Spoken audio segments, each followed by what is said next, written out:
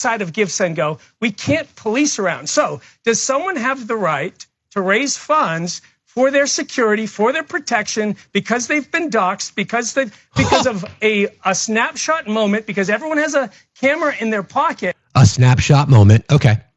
And today, we can see the outworking of this. 3 years ago in New York City, in the middle of the city, there was an altercation between a woman and a black man over bird watching and dogs. And her name was Amy Cooper. And to this day, 3 years later, she hasn't been able to find a job. Because she made a bad mistake, saying the wrong thing in a particular moment where a camera was pulled out. She racially abused him. If you racially abuse people, you are made accountable for your actions. So for the rest of your life, the rest of your life, yes. From society. If you call black people the N-word and racially abuse them, unfortunately, yes, it has. Yes, exactly. Especially a 5-year-old little boy. Consequences. Probably for your professional life, for the rest of your professional life. We understand that there are consequences. Yeah. I understand there's consequences. What I'm saying. So you understand the consequence, but yet you've given this person your platform under the guise of protecting kids, Jacob Wells, CFO of Give, Send, Go, and that platform has allowed her to raise nearly $1 million. What I'm saying is what you're advocating for, it seems, is that for the rest of Shiloh's life, she should be pushed into the recesses of society. Yes. And that she should not have a voice. That she should be canceled and silenced.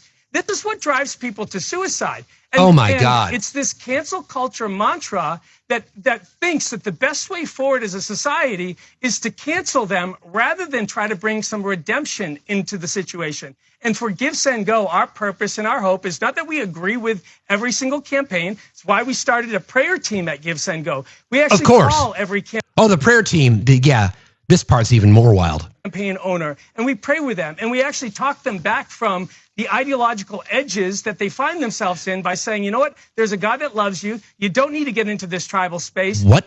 You need to focus on rebuilding that relationship with him, because that's the fabric for a principled and moral nation. Here's the flaw with Shiloh. Here's the flaw with Shiloh Hendricks. She, in her message left on the donation site, it goes on, sentence after sentence, playing the victim. She never once mentions that she repeatedly used the N-word.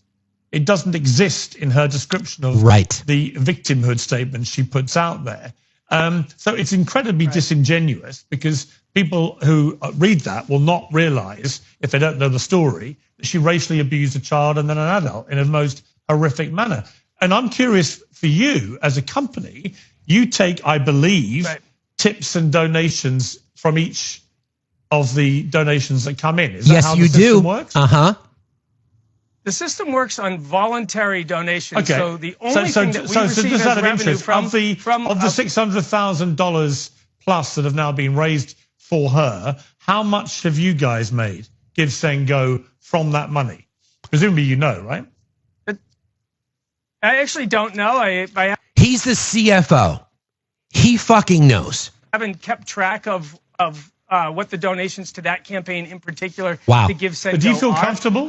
You feel comfortable making money out of that? What I feel comfortable doing is last week flying out to Detroit, Michigan, and stepping into somebody's brokenness who had a campaign on Give, Send, Go because their car was stolen and another car was in an accident, and they found out their 3-year-old had cancer. Well, that's and a different story. It's a different story completely. And it's a completely different story, but it's a reality of what we use the funds from Give, Send, Go for. The bottom line is you're making, I don't know, tens of thousands, maybe more, out of a particular part of your site that has been set up by a racist who was proudly racist on camera repeatedly. And you say you want to protect children, but the reason that she is so infamous is she originally, in that exchange, racially abused a child. And you might laugh and smirk you know what, and smile, none of but us, I don't find any of that funny. You keep jumping. Yeah, I don't think it's funny either. You've put me in a position to try to defend Shiloh, which I have no defense for Shiloh. I don't defend calling a child something like that. What is very... So, yeah, I don't think I need to play any more from that. But I did a little bit of research, and on average, Give, Send, Go gets between 27 and 35% of all donations. There's some weird math. He's the CFO. He's the CFO. So, yeah. Which leads me to something I wanted to address. I found this amazing statement by a gentleman by the name of Josh Pavlovitz. You can find Josh on Substack. And he wrote a letter in response to this and to other things entitled An Open Letter to Hateful White Americans. Dear hateful white Americans, for a long time, I misunderstood my feelings towards you. You would pop up on my social media feed, drive past me in traffic, say something over Thanksgiving dinner, or I'd overhear you at a restaurant, and what seemed like rage would rise quickly within me. I thought it was abject hatred. Recently, I realized that I don't hate you. I feel pity and sorry for you.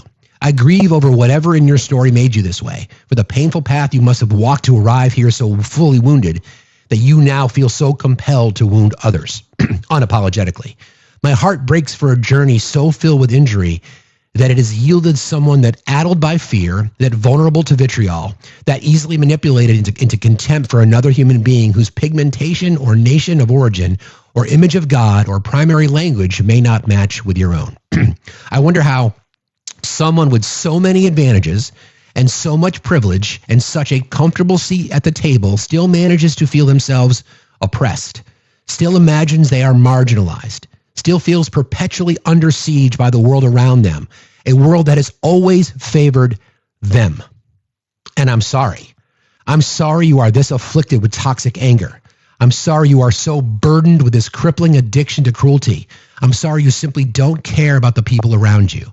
I'm sorry you have embraced a man and a movement that are predatory toward you. I wish you felt compassion for the humanity around you, not just those you love, not just those who look, sound, worship, vote, and think like you. I wish you could find empathy beyond those you believe are your people, your family, your tribe, your party, your country. Like, yeah. So if you ever have any interest in supporting a cause, no matter how good the cause may be, on Give, Send, Go, please don't. Please don't. Please don't. Yeah, 2.7% plus 30 cents per each donation, exactly. And then the math kind of works out to between 25 and 30% by the time it's all said and done. So he's not apologizing to racists. He's just calling it out. Listen, I don't know. I don't know what there is to say about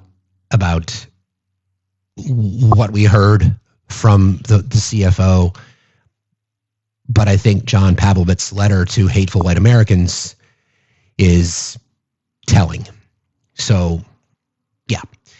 Thank you guys for that. And then please consider liking and sharing. And don't forget about the gifting goal today. Help us get out to the FYP. I appreciate y'all very, very much. Okay. So let's do a couple things first before we get into our topic today. What about Biden? Because, you know, what we're witnessing overseas at the moment is just blatant bribery, corruption, violation of the Emoluments Clause. And we're going to get into all that because the right now is jumping on board saying, the resolute desk and the Statue of Liberty, blah, blah, blah, blah, blah. So I think just to kind of start our conversation here about the corruption, specifically as it relates to the office of the presidency, the Emoluments Clause, just so we're clear, is no person holding any office of profit or trust under them shall, without the consent of Congress, except of any present emolument, office, or title of any kind, whatever, from any king, prince, and or foreign state. So the issue with the plane, we've all discussed, is that the Qatari government, and we'll talk about that in a second, the Qatari government has gifted a $400 million luxury jet to the U.S. government through the Department of Defense. And the argument is that Department of Defense is going to turn it into Air Force One, and then upon the completion of his presidency, will then be transferred to the Trump Library or the historical organization, or whatever that might be, meaning that the only person who gets to use this gift would be the twice impeached, 4-time indicted sexually abusing fraudster convicted felon. So you can draw your own conclusions. Like that's entirely up to you. You can draw your own conclusions. But can we stop with the nonsense that this guy is not just blatantly corrupt? So let's go back in time and just listen to a few things that Caroline Leavitt has to say, and then we'll take a walk down. Take a walk down memory lane when it comes to the levels of corruption that exists with this guy. Hang on one second. Okay. Executive order that President Trump will be signing in a couple of hours. Oh, that's not the one. Hold on. World. No, hang on. Where is it? All right, this is the one I got. Okay, this is KKK Caroline. In this room would even suggest that President Trump is doing anything for his own benefit. Trump's meme coin surged 50% yesterday. Why? Well, the president offered to host its top holders for a private dinner in Washington. That's the Oops, sorry. real deal. Gold sneaker. Real deal. Americans need a Bible in their home, and I have Bible. many. It's my favorite book. It's a lot of people's favorite book. Donald Trump's latest moneymaker is a new collection of $99 digital trading cards. The fight begins. My new Trump watches. We're doing quite a number with watches, and the quality to me is very important. Hello, everyone. I have something incredible to share today. We are announcing the launch of Trump coins, a true symbol of American greatness. You know what Trump's up to right now? He's selling guitars. That's right. A man who does not play the guitar is selling limited edition guitar. There he is, Stevie Ray Vaughan, with his for only $10,000. You can own the world's ugliest autographed guitar. Again, the quote from Caroline Leavitt. Trump would never do anything for personal gain. Bible, meme coins, guitar, gold sneakers, NFTs, watches, etc., etc., etc. So what about Biden? Remember the foundational crankiness and whining that came from MAGA supporters in general was that Joe Biden was enriching himself through Hunter's relationship with Burisma. And there is, what about Biden? And there is no evidence that any of that happened. And if there was, lock them all the fuck up, throw them in jail, and throw away the key and move on through history, because that's what responsible citizens say about their elected officials, right? Lock them the fuck up, move them the fuck out, and move on. But instead, what we have are gymnastics to an epic degree. So imagine this scenario, right? Imagine you're speaking to a conservative voter, and you are there. You lay out the exact details of what's happening here. So you're okay with Joe Biden. A restriction for what? Okay. Another restriction. I really need your help, guys. Gift like crazy. Whatever you got in your gift box, please just gift, because, again, restrictions. And that's because we're fighting the FYP. So I really need your help. So whatever gifts you have, please just gift today. Like and tap and share like crazy. Engage in the live. Share like crazy. You got it. I appreciate y'all very, very much. It's just ridiculous. We love the TikTok shop. Love it. But it's just crazy. Anyway. Imagine the conversation that you would have with a conservative voter to say, are you okay with Joe Biden receiving a $400 million luxury jet from Qatar? You know, an organization and a country that has openly backed Hamas, the H group, and you're comfortable with that? Their argument is going to be what? Their argument is going to be hell no. More importantly, if you were to say that they did that or let me put it a better way, an attempt to justify what Donald Trump is doing, they would suddenly be okay with something like that. And we know that is just not true. All right, we know that is just simply not true. So, and then Pam Bondi, who was involved in this, used to be a spokesperson for the Qatari government, by the way. And then Trump has said that Pam Bondi, the attorney general, will determine whether or not this is legal or not. So, look, we don't fucking know what's going to happen here. But this is just a blatant violation of the Emoluments Clause in my perspective. I don't see how you could look at it any other way. Something I wanted to kind of mention, I forgot from the last story that I wanted to mention to you guys. The money being raised by thank you by the white racist. Some of the people that donated to her campaign, one was average white man, gave $1,488, and another person was White Lives Matter, gave $1,488. We all know the number 1,488. It's a racist dog whistle. So I'll close that story up with just that. Anyway, the reality of the bribery given to the U.S. president is nothing compared to everything else that I should say. It just adds to the list of violations of the law, of violations of constitutional norms, and sadly, members of our government, members of our society just don't give a fuck. There are a few exceptions. Yeah, their argument right now. Yeah, well, their argument right now is the Statue of Liberty and the Resolute Desk. I'm glad you brought that up. Perfect segue. So the Resolute Desk, I have this. I pulled this up. The Resolute Desk was gifted to us, for those of you who don't know, as a gift from Queen Victoria, made up of lumber from the HMS Resolute. And the argument that the right is trying to use now is that it's the same thing. So there's a post on Truth Social that says this. This will get your goat. This is from, I don't even know, Roberta Abbey, retweeted by the president. To everyone complaining about this gift, how about the Resolute Desk, aka Hayes Desk, that was gifted to President Hayes from Queen Victoria in 1880? Congressionally approved, by the way. What about the Statue of Liberty that was gifted to us from France in 1886? Again, approved by Congress. Be truthful. It is only because it is President Donald J. Trump that you are spewing your idiocy. The plane is not President Trump's. It is a gift to America and the Department of Defense. Get over it.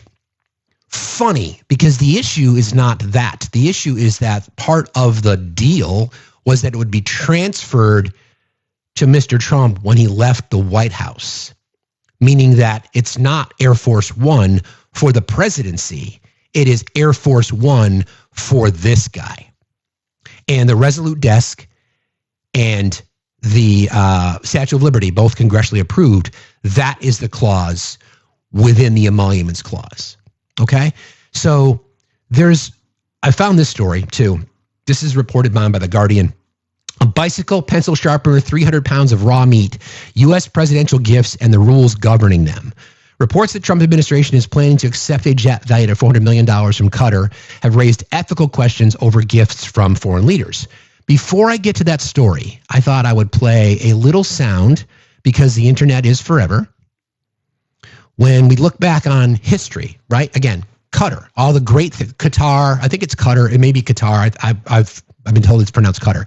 I want to remind folks that at one particular point in his previous presidency, I know those pesky facts, that he didn't necessarily have the kindest things to say about the country that just gifted him a $400 million 747. The nation of Qatar, unfortunately, has historically been a funder of terrorism at a very high level. And in the wake of that conference, nations came together and spoke to me about confronting Qatar over its behavior.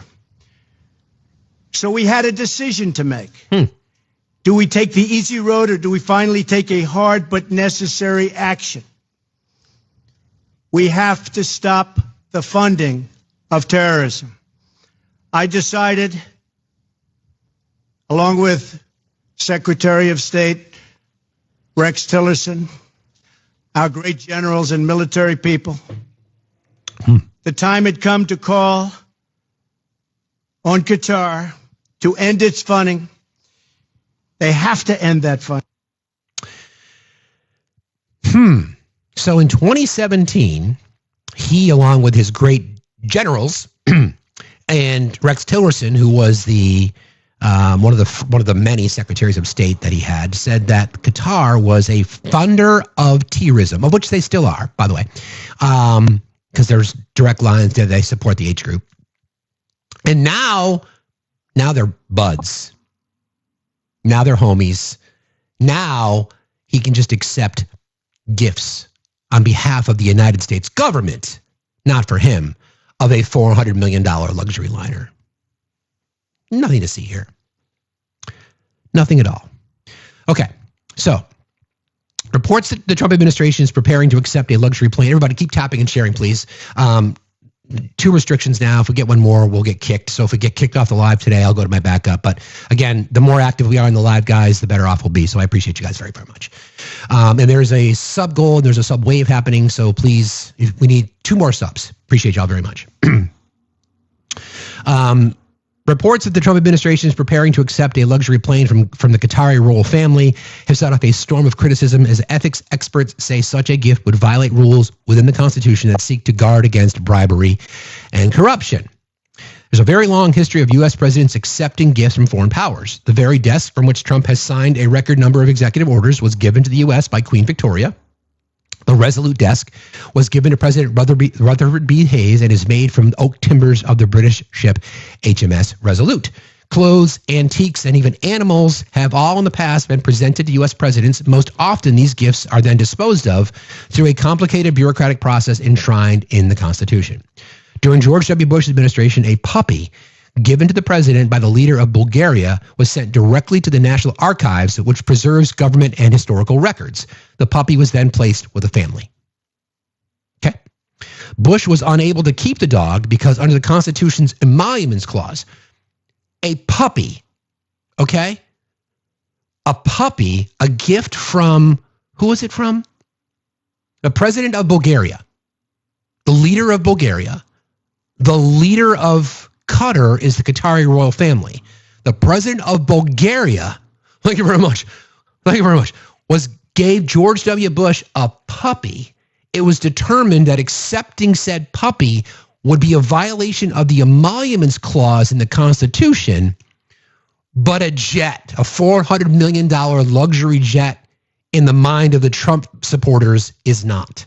Okay, Bush was unable to keep the dog because of the emoluments clause, which bans accepting gifts from any king, prince, or foreign state without the approval of Congress. Trump officials reportedly believe the president might be able to keep the luxury plane because it will be transferred to his presidential library at the end of his term. Sources say they arrived at this conclusion after determining that the gift was not conditioned on any official act and therefore was not bribery. They are playing in our fucking face. Under U.S. law, foreign gifts valued at less than $480 can be retained by federal employees. Anything over that amount is considered a gift to the people of the United States. Okay.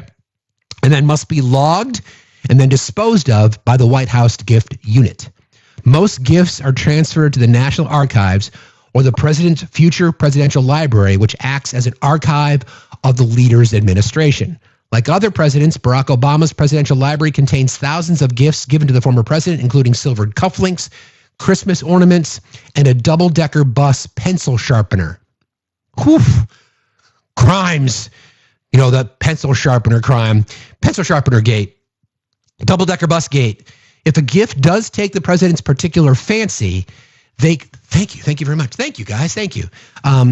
If a gift does take the president's particular fancy, they can retain it as long as they pay a fair market value for it.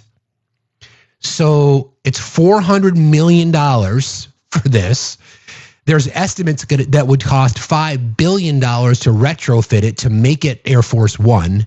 So what's fair market value for something like that? I guess it depends on this. I think the good parts are the Trump economy and the bad parts are the Biden economy. Right, exactly.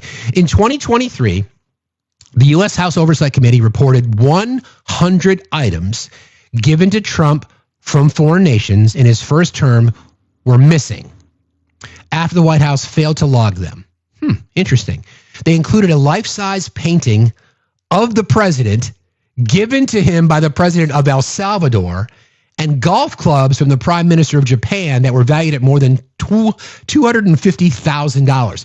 I don't know what said golf clubs were made out of, but $250,000 golf clubs? Okay. A spokesperson for Trump said many of the items, quote, were received either before or after the administration.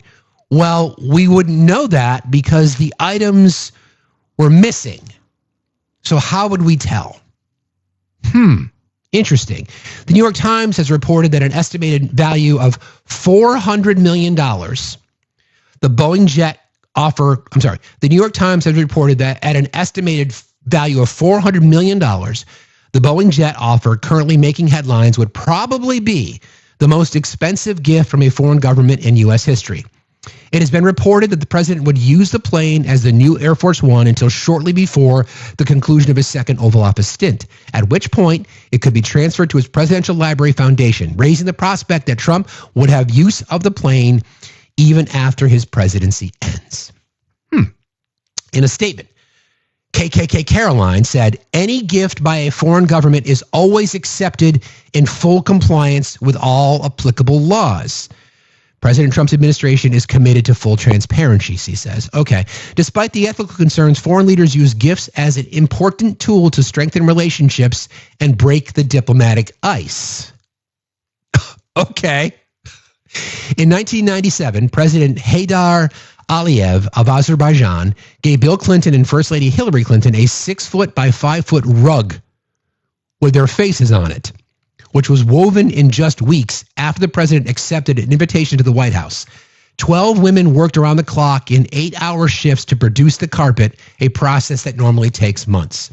In 2008, Israeli Prime Minister Ehud Olmert gave Bush a bicycle after it was reported that the then president was unable to jog because of an injury to his knee.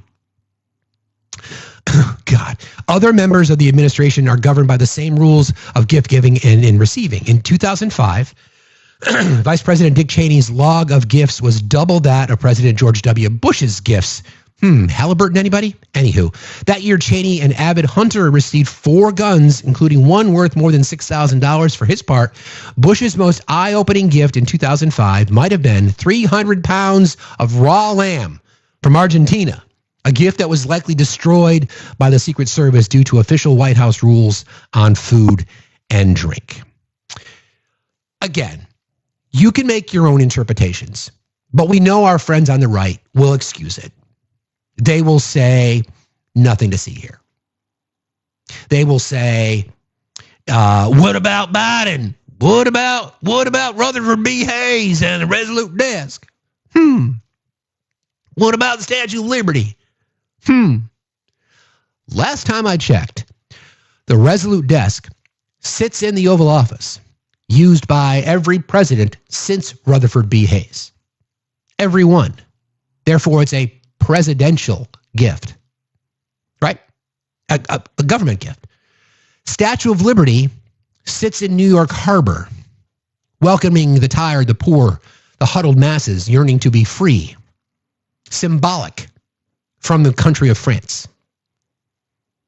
Laboulaye's twins. There's one in Paris.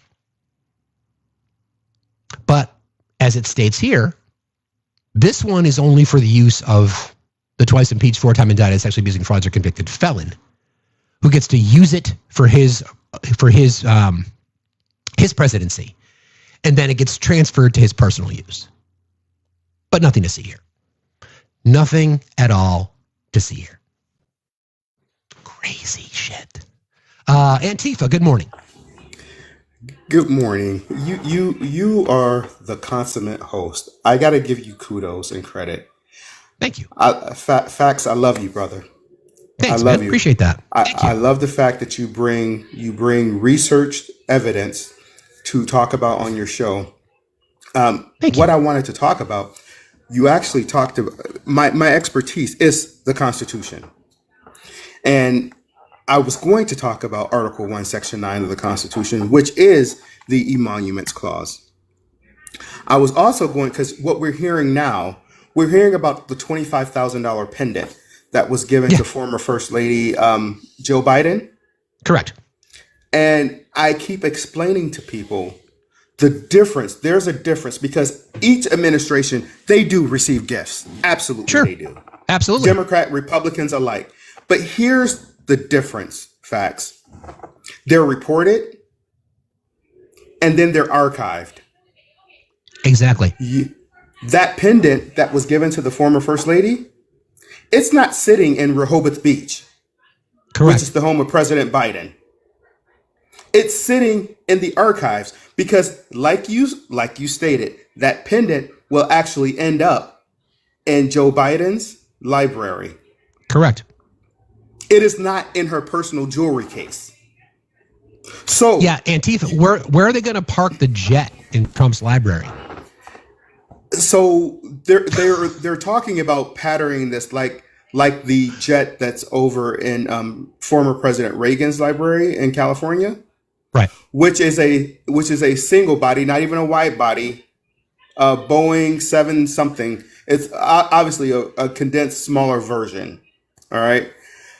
There is also an airplane in President Clinton's library over in Little Rock, Arkansas. Correct.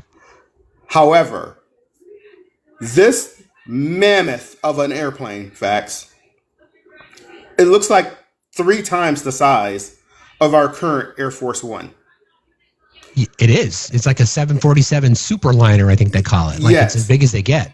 Yes. So here's the thing. You talked about retrofitting. The estimate to retrofit this gift is $5.5 billion. What's costing the American taxpayer dollar right now for building a new Air Force One is approximately $3.8 billion. Consequently, that price was negotiated by who? The sitting person that's occupying the White House right now back in 2018. Correct. This was commissioned in 2018. And this is how much it's going to cost the American taxpayer dollars. Of course, that price is going to rise as technology changes throughout the years. Okay. But the fact that this was commissioned in 2018 and it's still being worked on almost a decade later. That's what, 7 years ago. Right. I mean, and then there's the whole, I'm sure Secret Service and the national intelligence agencies are going to have to go through every single square centimeter of that particular plane for obvious reasons. Right. And like you said, the initial commissioning from Boeing was in 2018. I think it was in 2018. I think you're right. To the tune of $3.5 billion. They were supposed to build either 1 or 2 or 2 or 3. I forget what the numbers were. But the complaint then was Boeing, and again, make America first, an American company, right? Instead, we're just going to ignore all that and then take a gift worth $400 million that's going to cost the American taxpayers $5.5 billion to retrofit. Waste, fraud, and abuse. So can I point something out to you?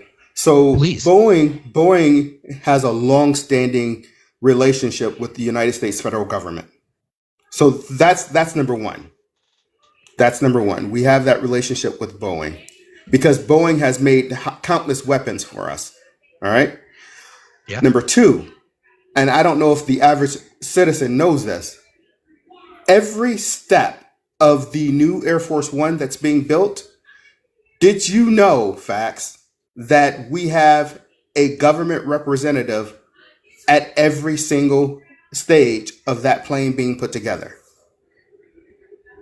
I did not know that. There is an official government from the United States Secret Service that's an expert in, because obviously they need to know what they're looking at. That's an expert there.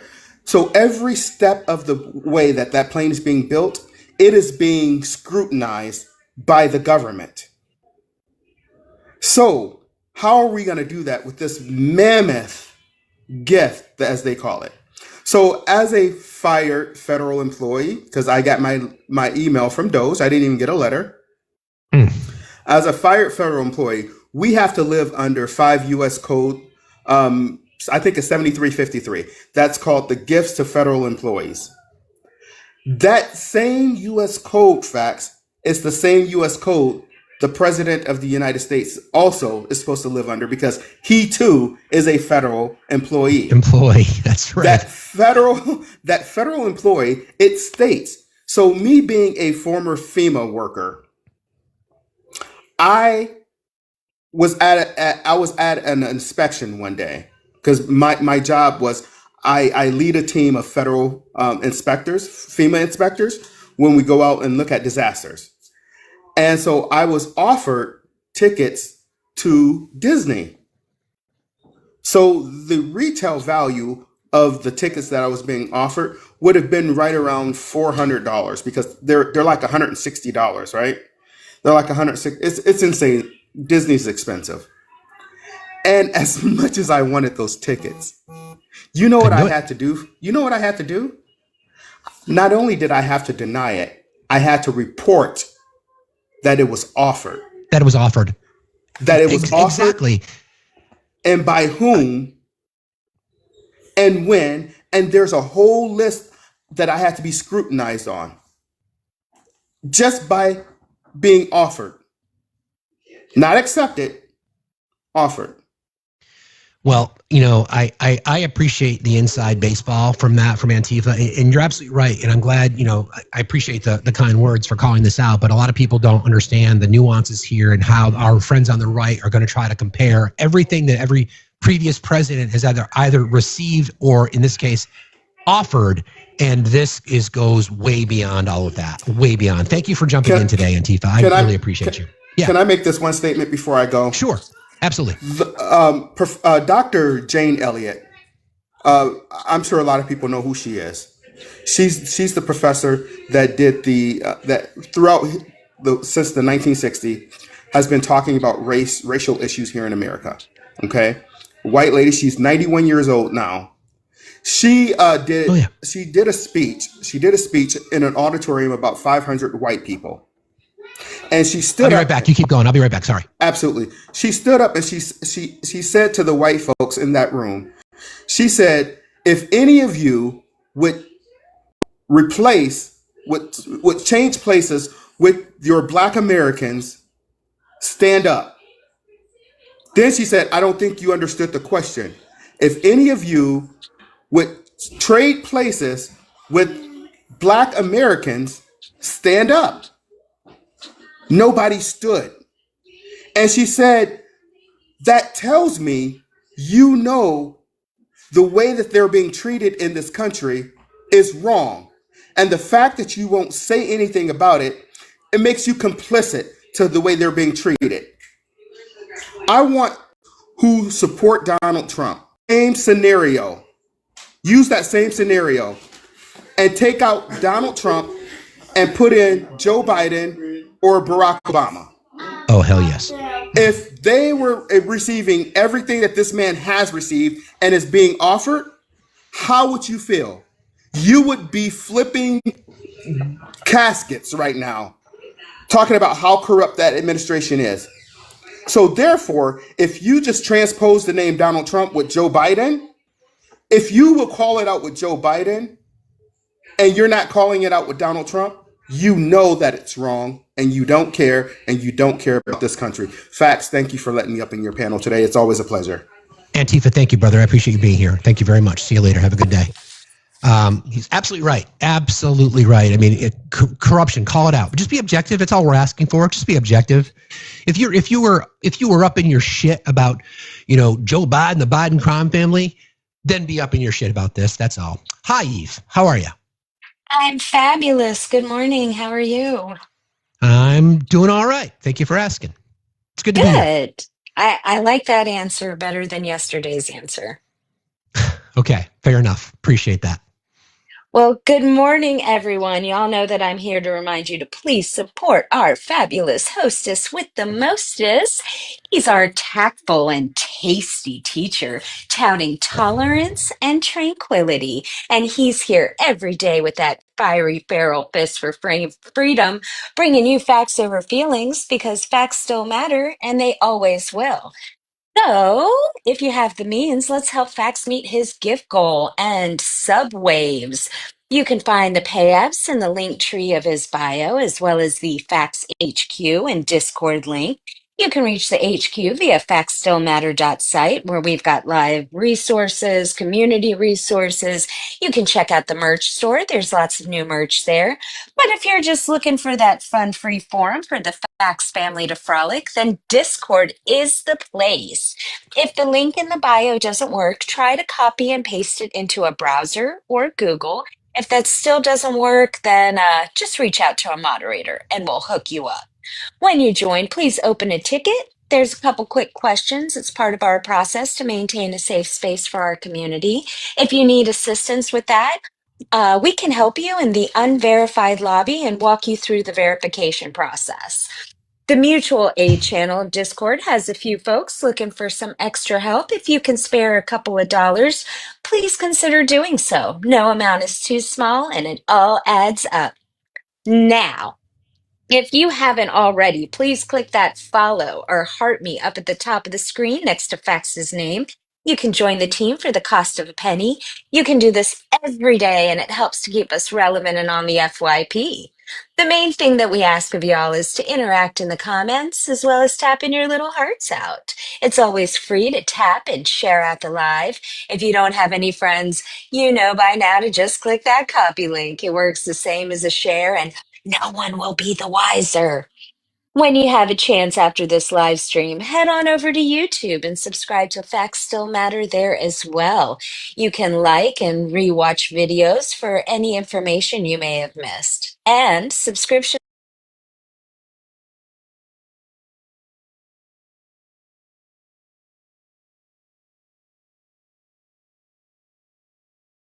readers here on TikTok. Book your feelings kind of day. Everybody every day looks forward to the evil iterations. So thank you. I appreciate you, friends, and thank you thank you for your kind words and support. It means a lot. You know that. Well, I love you. I hope you have Love a you too. wonderful day. Thank you, you too. See you later. Whee! Bye. Okay. So I tried to pull this picture up. There, of course, I've been watching True Social. I'll do that so you don't have to. You're welcome. And actually, we were just discussing. I don't know if you can see this, but that's the new thing on True Social, where it says "gift from a foreign nation." This is the kind of things that they're doing now, right? The attempt to kind of squirrel away from the obvious. We always talk about the mental gymnastics and the hoops that Trump supporters will jump through, literally trying to make the argument that this and this and this and the Trump guitar and everything else is all fine because of the Statue of Liberty and the Resolute desk. But the answer is no, it's not. Speaking of gifts from foreign nations, hold on. Speaking of gifts from foreign nations, good morning, Lomel. How are you? I'm good, thank you, Butte. How are you? I'm fine. Thank you for being here. That's okay. I'm just checking in on my mans. I'm here. I'm upright. I'm standing up. I'm excited to see you. I'm excited to see you too. I've been looking at the weather. Excellent. And? You might be getting British weather rather than tropical that we're having right now. Well, that's okay. I'll be prepared, as you know. Yeah. As a Vermonter, we're always prepared. That's very true. Yep, I'll bring my galoshes and my my bumper shoot. No such thing as bad weather, only the wrong clothes. My brelly. I'll bring my brelly. Brolly. Brawley. Sorry, Brawley. You can bring your Brilly, but I don't know what that is. Yeah, I just wanted to pop in and say hi. Hi. Hi. I've made it through 3/4 of the day and nobody has died, so it's all good. What's the situation with the gas leak? Everything good? Yeah, all the gas is gone. So nobody else in here knows anything about this. So we had end of last week, we had a gas leak at school, which meant we had to close a whole building, which meant we couldn't have 150 of the oldest kids in school for 3 days. And on Monday, our standardized tests started. So we had a whole building closed the first day of standardized tests because it was still full of gas. Wow. So now the only thing in these parts full of gas is me.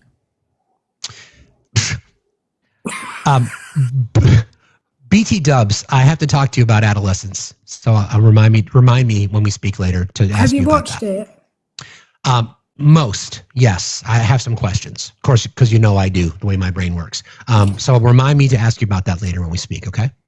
I will remind you to ask me about it. Remember, I'm out for dinner for my dad's birthday tonight. Yes. Enjoy. Tell Dad we say happy birthday. I will do. Even though it's late. But yes, I'll be around for a bit before that. 6:30 dinner. Okay. Love you. Love you too. Bye. Talk to you later. Bye. So yeah, if you guys haven't watched Adolescence yet, because we were speaking about this yesterday, I want to send, first of all, a big shout out and thank you to Felice and to Dr. Danny. I got to join their live yesterday as we were talking about mental health and things like that. We got into this big topic on the manosphere.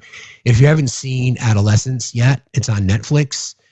You got to watch it. Because first of all, it's one of the most brilliant filmed shows I've ever seen. It's television at its finest. It's really, really, really, really good. So anyway, check that out. But okay, everybody keep tapping and sharing. So this is,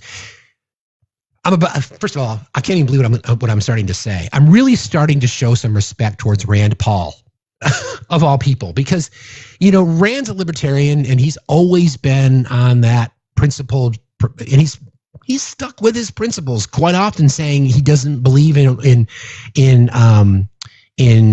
large government, and he's really sort of been on the front lines calling out bullshit in these tax cuts. He wants to reduce spending in the whole 9 yards. So it's, I don't like him, but I respect the fact that he's at least stuck by his convictions. So he was interviewed by Jesse Waters recently on this exact same topic that we're discussing now, the jet. Hold on. Just made Trump an offer he can't refuse. A $400 million Air Force One replacement because Boeing didn't deliver their jet on time. Trump can ride it until his term is up. Democrats are calling this a bribe, but Bondi says it's completely legal as long as he transfers the jet to his library. So keep just that point right there. And oh my God. The argument that people like Jesse Waters and other are saying, as long as Pam Bondi, the simp for Trump, the attorney general, says it's okay, she's also said that violating the Constitution is okay. She used to be affiliated with the Qatari government as like a lobbyist and made tens of millions of dollars from her relationship there. And she's also the one that said, we believe that birthright citizenship is unconstitutional. Well, yeah, let's take her word for it. And eventually switches back to Trump Force One. Now, he says only a stupid person would take the deal. Listen. What's to say to people who view that luxury jet as a personal gift to you? Why not leave it behind? Your ABC fake news. Why not? Only ABC. Well, a few of you would. Let me tell you, you should be embarrassed asking that question. They're giving us a free jet. There was an old golfer named Sam Snead. Did you ever hear him? Okay. Won 82 tournaments. He was a great golfer. And he had a motto: when they give you a putt, you say, thank you very much. You pick up your ball and you walk to the next hole. A lot of people are stupid. They say, no, I insist on putting it. Then they putt it and they miss it. I insist on putting it. Then they putt it and they miss it.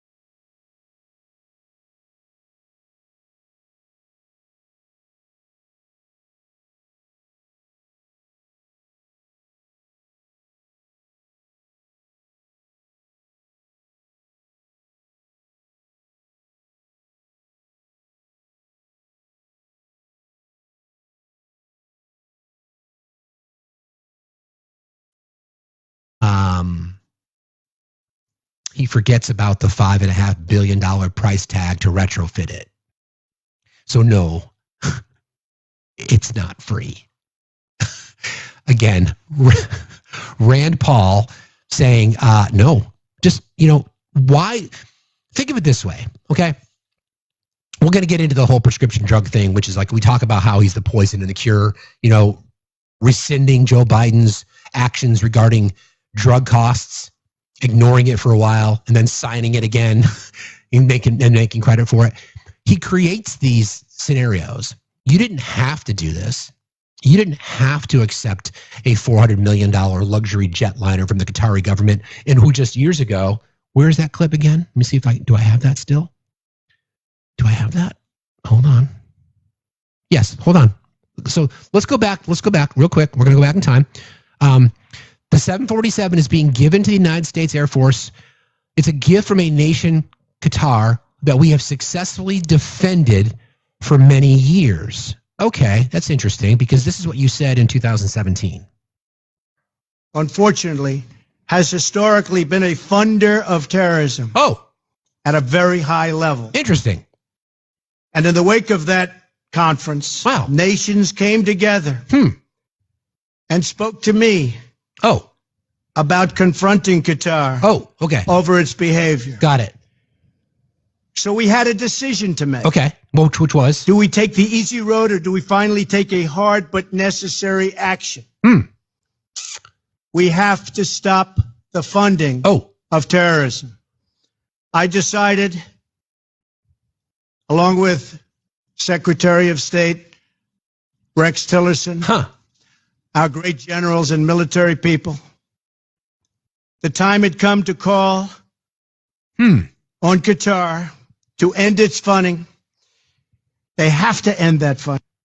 Oh, that's good to know because refugees that are now the argument is that it's that 747 is being given to us. It's a gift from the nation of Qatar that we have successfully defended for many years. Anywho, whichever way the wind blows. But by the way, this is the same person that had to say this about the United States and our education system. Again, remember, this is the president of the United States, ladies and gentlemen.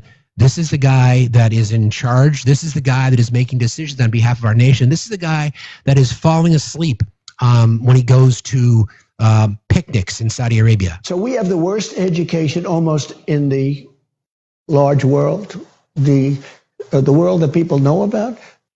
One more time, Donnie. So we have the worst education almost in the large world, the world that people know about. Fat, drunk, and stupid is no way to go through life, son. Oh, it makes my head hurt.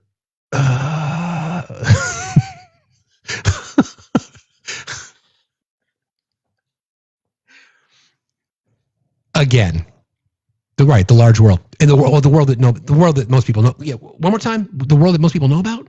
So we have the worst education almost in the large world, the world that people know about.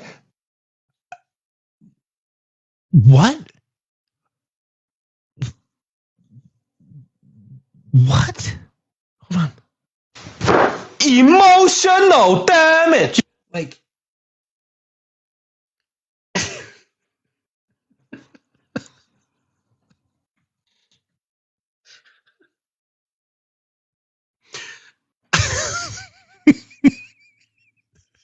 Okay, I want to share a graphic that Greg made for me as well for this morning because I think it's really appropriate. This is from Tulsi.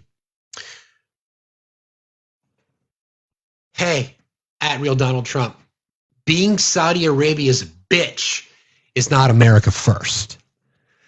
Yeah, I kind of love that. I really kind of do. And then there's this one too. This is something that I found. This is the guy who said that American generals are losers, and he's saluting Saudi generals. Now, I don't know the uniform code, but I don't believe that that is something that's considered acceptable, especially if you're either not covered or should you be doing that in general. So there's that. But nothing to see here. Nothing at all to see here. All right, let me change this back. Everybody, please keep tapping.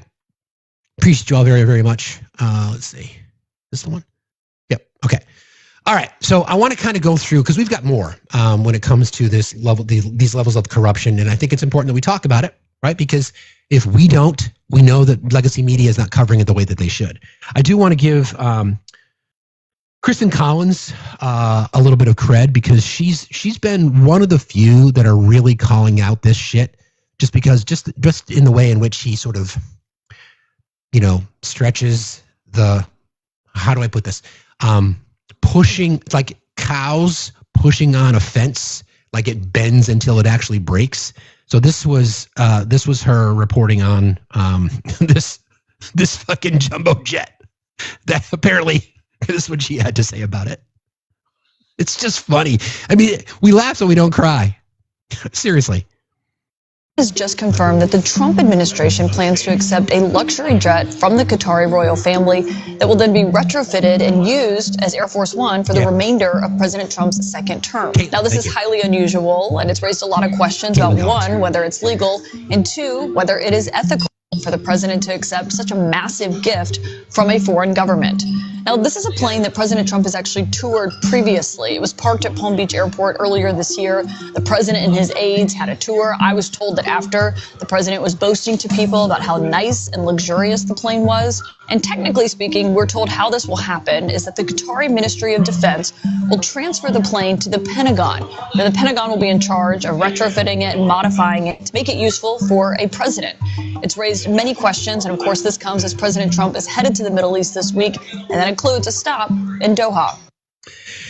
Yeah, again, nothing to see here. There's a little bit more on this that I want to make sure that we're getting to, and I do want to cover off on the Afrikanese, the white refugees from South Africa being allowed into our country, but apparently that's okay because they're white. Okay, let me see if I can find that. All right, here's more of the Middle East trip and some of the countries that he's going to be visiting, and this is quite, I want to say disturbing, but this is par for the course. A day in the life of Trump's America. The jet is just the beginning. Donald Trump is awash in conflicts of interest, arguably, across the Middle East. In the 4 years he spent out of office, his business and his family got a lot done. A deal for Trump Tower Jeddah in Saudi Arabia. There it is. An already in construction Trump hotel in Oman. A commitment from one of the UAE's state-backed investment firms to buy $2 billion of Trump's cryptocurrency to close a new investment deal. Deeper ties with the Saudi Gulf venture Live, which has now hosted multiple tournaments at Trump properties. And the deals are still being made, announced in the past couple months. Another Trump hotel, this one in Dubai, and a $5.5 billion golf club in Doha. So, as the president travels across the Middle East this week with the stated goal of deals, deals, deals, the president can't escape the question, what sort of deals and for whom? Once again, you can draw your own conclusions. You can make your own, you can have your own thoughts on this, but this is data. We know about the numerous tentacles of investment that he had within the Middle East. We know that. We know about fast-tracked permitting processes in the country of Vietnam so that a Trump property can be built there. Trump property can be built there.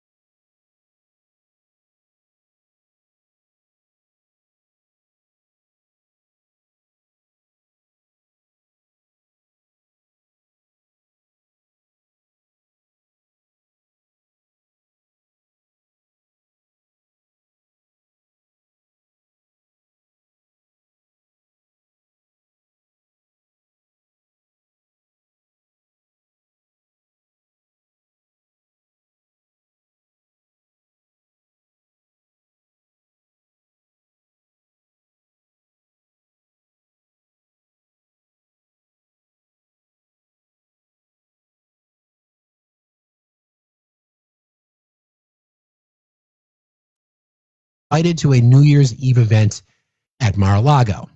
Okay. Saudi Arabia. Massive Saudi spending at Trump properties. After Trump's election, Saudi delegations spent hundreds of thousands of dollars at Trump hotels, particularly the Trump International Hotel in D.C. This raised significant emoluments clause questions whether or not Trump was profiting from foreign governments while in office. Don't forget, he still, to this date, has not divested. Business prospects. While no confirmed Saudi-Trump real estate deal was completed, Trump registered multiple companies in 2015 with names referencing Saudi Arabia and the Middle East, suggesting intent to pursue business. Post-presidency, Jared, this is the first time. Jared's $2 billion deal. Trump's son-in-law, Jared Kushner, secured a $2 billion investment from Saudi Public Investment Fund, PIF, run by MBS. Critics argue this quid pro quo for Kushner's favorable treatment of Saudi Arabia during Trump administration, especially after the Khashoggi unaliving. Qatar, the country that gave the jet.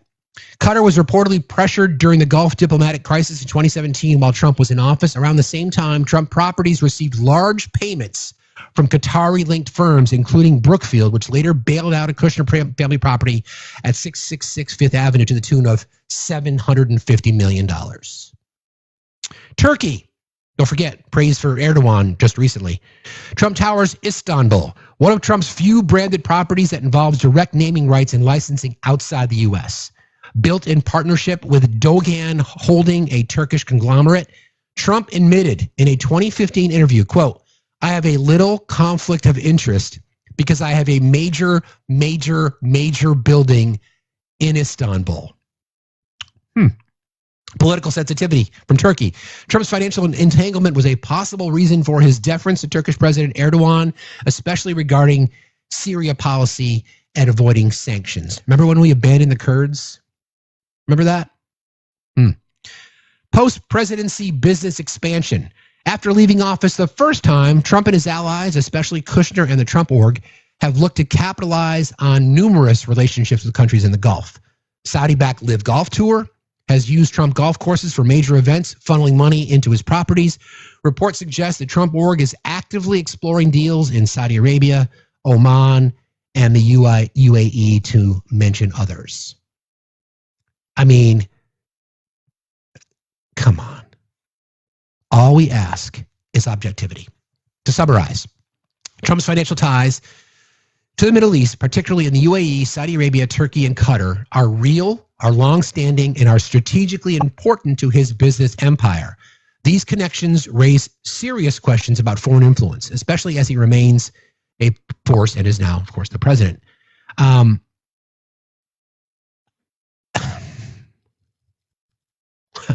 So, just as a reminder, the emoluments clause: no person holding any office or of profit or trust under the United States shall, except of any present, emolument, office, or title of any kind, whatever, from any king, prince, and or foreign state without the consent of Congress. That's the key. So here are some examples of him directly violating the emoluments clause. Foreign government spending at Trump hotels. Trump International Hotels in D.C. received hundreds of thousands of dollars from Saudi Arabia, from Turkey, from Kuwait, from Malaysia, from the UAE. Also, Georgia, the country. These bookings were often for lavish events, conferences, and rooms that were all well above market rates. The Saudi government alone spent $285,000 at the hotel after Trump's 2016 election, and twice that after the most recent one.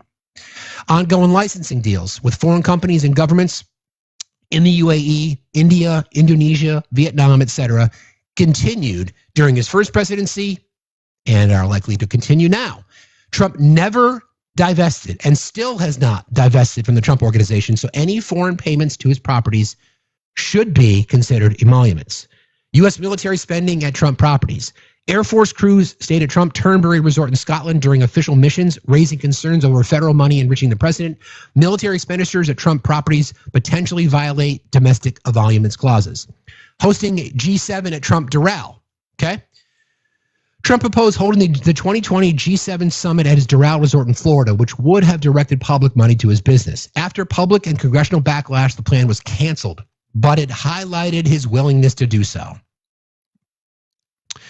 Lawsuits and legal filings. Citizens for Responsibility and Ethics in Washington versus Trump argued that Trump's business activities created unconstitutional conflicts. Multiple lawsuits were filed, but most were dismissed after Trump left office, with courts citing lack of standing or mootness. Why it matters? The Emoluments Clause exists to prevent corruption, foreign influence, and self-dealing by government officials. Trump's refusal to divest or place assets in a blind trust, as previous presidents did, meant ongoing business with foreign governments existed while in office. While no court ever ruled definitively that Trump violated the Emoluments Clause, multiple credible examples, especially foreign government spending at his property, strongly suggest conflicts of interest and likely constitutional violations. So you can draw your own conclusions, right? I mean, it's pretty obvious to me what it is that we're seeing here. I don't know how else to describe it other than stop being such a corrupt dick. But that's just me. Good morning, my friend. How are you, Benny? Give me one sec here. Friendly neighbor from up north. How's it going, eh? It's going, brother. How you doing? Oh, I'm not doing too bad. Hey, buddy. So good to see you. I'm glad you're doing a lot better. We missed you. We were concerned about you. So seeing that video of you checking in was, well, just nice to know that you're still breathing. You know. So. Thanks, man. I appreciate that. Well, we got to look after ourselves too, right? And I know it's difficult but you were able to just take a step back and admit, you know what? I'm not okay, and that's huge. That's right. That's huge. Yeah, and we have to fill our own cups first, friends. That's a good reminder to all of us. Speaking of cup, take a sip of coffee there. So what's been happening up here? You haven't missed too much. Keeping you updated on some things.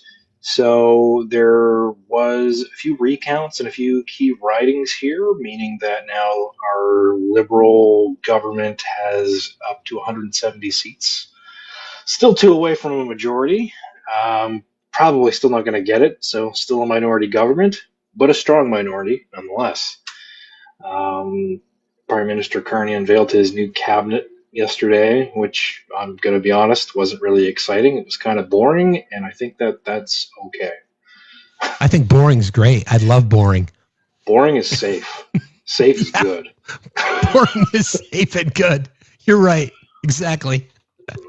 Well, I mean, frig, I'm sure you can agree with this. When you're dealing with a lot of doing political content, constantly updating and being updated every like 5 minutes of stuff in the news cycle, it burns you out.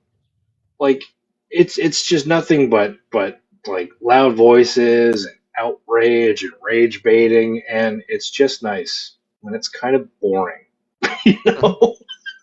It should be. I mean, at the end of the day, it should be boring, right? I mean, our political figures, maybe not as much in Canada as here, have become celebrity. And that's dangerous. Like, don't worship politicians. I mean, I get it. Obviously, it's popular and on the news every single day, but it should be boring. It should be boring. They're political parties, not sports teams, you know? Like, why? Correct. What the fuck are we doing? Correct. Yeah. Crazy. Yeah, I agree. And I don't really know why they keep giving him a camera, but Pierre personality disorder, who is he's running in a by-election to secure a seat in Parliament. His leadership is on the line.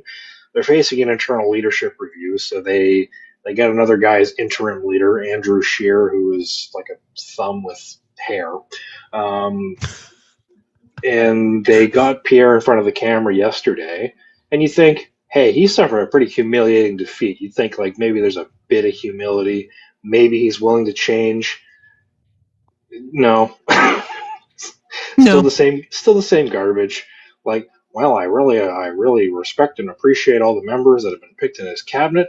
They're fantastic. And you think, oh, that sounds promising, and he just continues to shit on everyone and do the Trump style attack politics. So that's going to be fun to see where that goes and what's going to happen in the by-election. He's probably still going to have a seat, and we still have to listen to him for another couple of years, but who knows? Who the fuck knows? Do you think he's still going to have, I mean, he lost his seat. Is he still going to be, does he still have a political future? Is he still considered the leader of the party? Well, that's the big question. Is I think even if he secures a seat in Parliament, there's still like the Conservative Party is still going to do their internal leadership review. And even though there are people who are vocally in support of him, it's all done via secret ballot. So they could very well just like stab him in the back, right? I think he might still have a seat, but he might not be the leader. I would be surprised if he stayed on, considering all of his defeats. But I think the party they're not willing to grow or change or really admit any kind of there's no self-reflection there. So we could even see a party split happen too. It's very uncertain right now. It's going to come down to what happens in that by-election and what happens with the leadership review. So, if he stays on, I think that's just going to dig them further and further down. And I think there's going to be a party split. I think there will be. Yeah, it's funny because there was talk here about how MAGA forming their own political party, the Republican Party, the MAGA Party, and then whatever's left. So it's interesting that it might be happening there first. Well, you're trendsetters, Benny. Look at it that way. You guys are trendsetters. We already have more than two parties anyway. Yeah, just go like that. I mean, yeah, exactly. I mean, technically we have more than two parties. We're still kind of a two-party system right now. The NDP needs to restructure. You can't even call them the New Democrats because they're not really new, but you can't really call them DP because that just sounds really bad, even though they did get fucked from all angles, right? So hey now, hey now, hey now. Yeah, save that for a Facts After Dark, eh? We'll have to. That's exactly right. Well, anyways, that's really all I got for you there, buddy. Look, Steve, always great to see you. I'm so glad to see you doing better. And yeah, you got people in your corner. We love you. We support you. You're here for us every morning, and just the same, we're here for you. So appreciate that. I appreciate it. As I always say, thank you very much. Elbows up. Keep your stick on the ice. Take care, buds. Thank you, pal. See you later. Appreciate you, Benny. Heard from Benny yesterday, too. One of the many people who reached out. For people that are asking, been dealing with some mental health stuff that basically I'm not okay, to be honest. And I think that's the whole point I wanted to try to make this morning. So if you're just joining this morning, I'm not in a dark place. I'm just in a quiet place. But I believe in purpose, and I feel like this is purposeful for me. Like I have a purpose to be here every day. I take it very, very seriously. And I know all of you, the 110,000 people that follow me and the people that are joining our lives every single day, you appreciate what we do, and I'll continue to do it. So you are part of my purpose. So that's what we were discussing. So anyway, thank you very much. While this is happening, and Mr. Trump is taking jets and making gold sneakers and guitars and the whole 9 yards, China, who, by the way, absolutely won the trade war, and I'll talk about that in just a moment.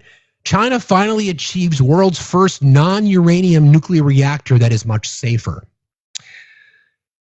Meanwhile, Elon and Trump firing scientists.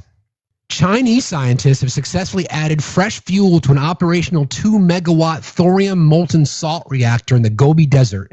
This major step advances clean energy technologies using thorium as a safer, abundant alternative to uranium.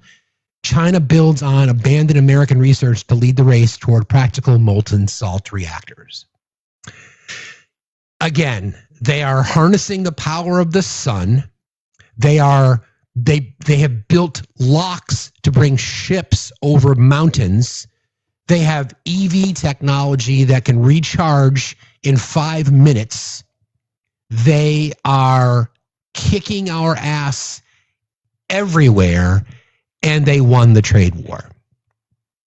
They won the trade war. Now, the right wants to... Now, let's think about this for a second, okay? The tariff battle, 145%. China responds, reciprocal tariffs. Trump announces that they're negotiating. which brings the tariff cost down to 30%. So in Trump's mind, it's a win that prices for American consumers are going to go up 30%. And that's a win. And that's a win for MAGA voters. That's a win for people who don't know what the fuck they're talking about. They consider that a win. And China's just like, we're building trade networks with other countries because we don't need you.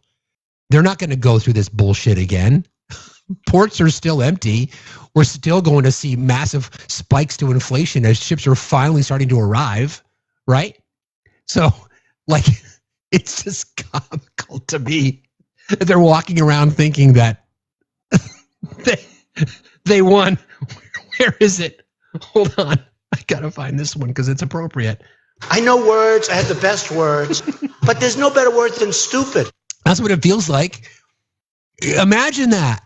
You're bragging that ballistic podiatry, shooting oneself in one's foot, losing a trade war.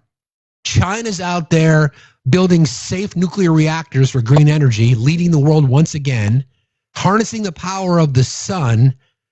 He's selling gold shoes, and prices are going to go up at the lowest 30%, and his voters will accept it, and they'll say we won.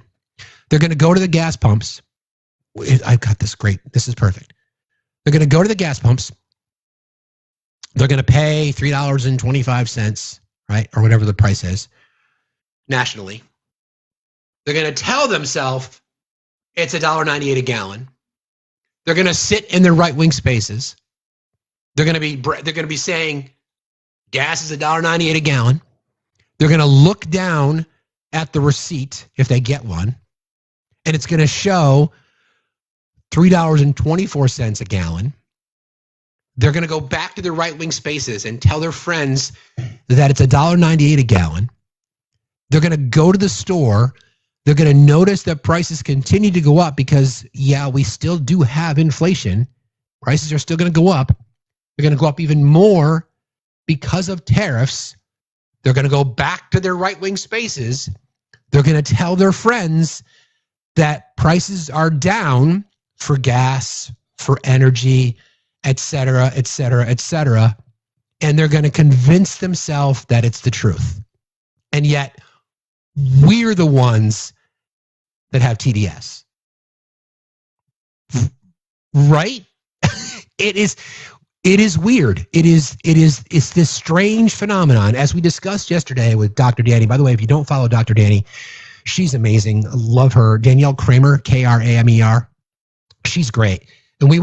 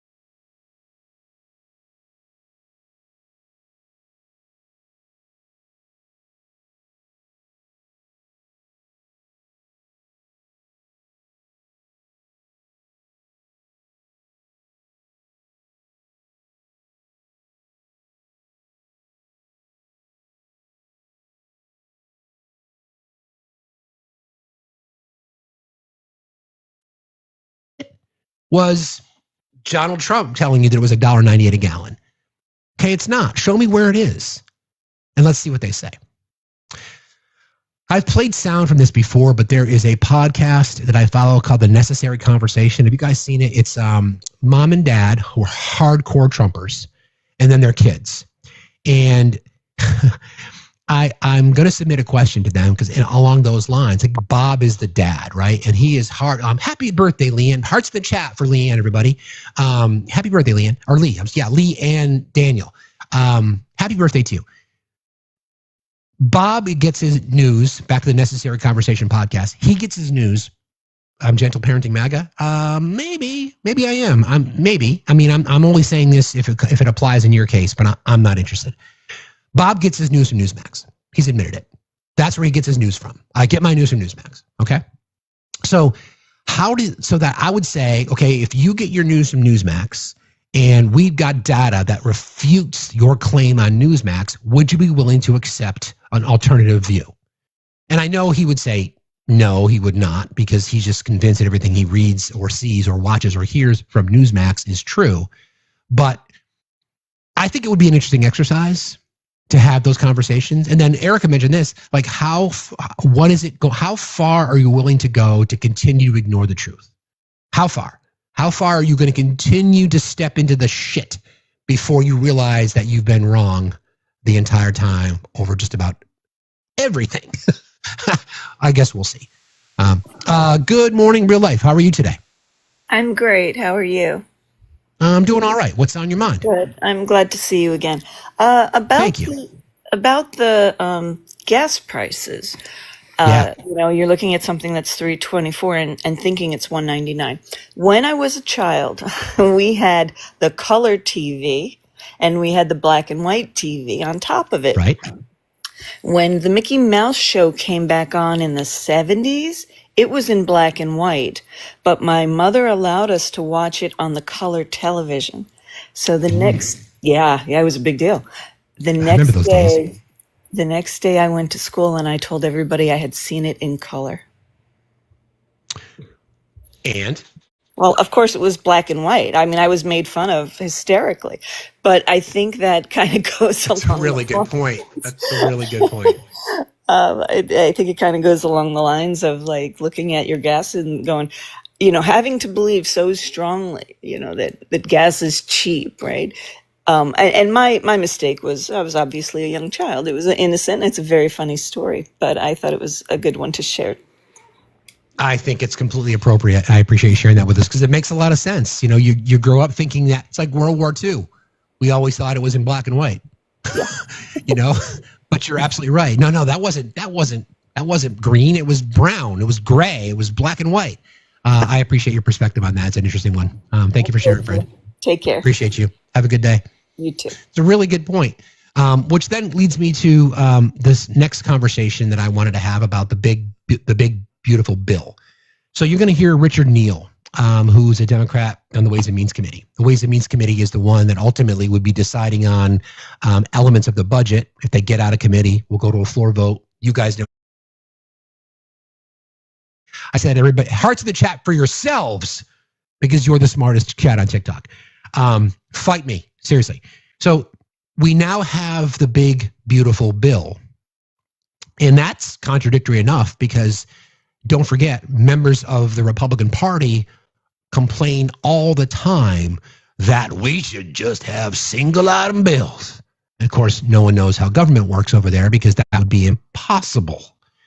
Don't forget, your representatives go to DC to represent your district, meaning that in budget bills or appropriation bills, there may be a project in your district that requires funding.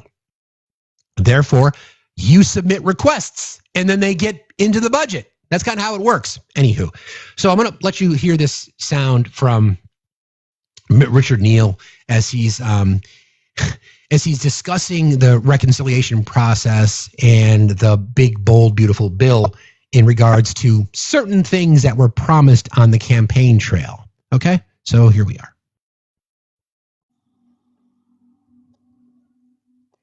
Stand by. One big, beautiful tax cut for billionaires legislation.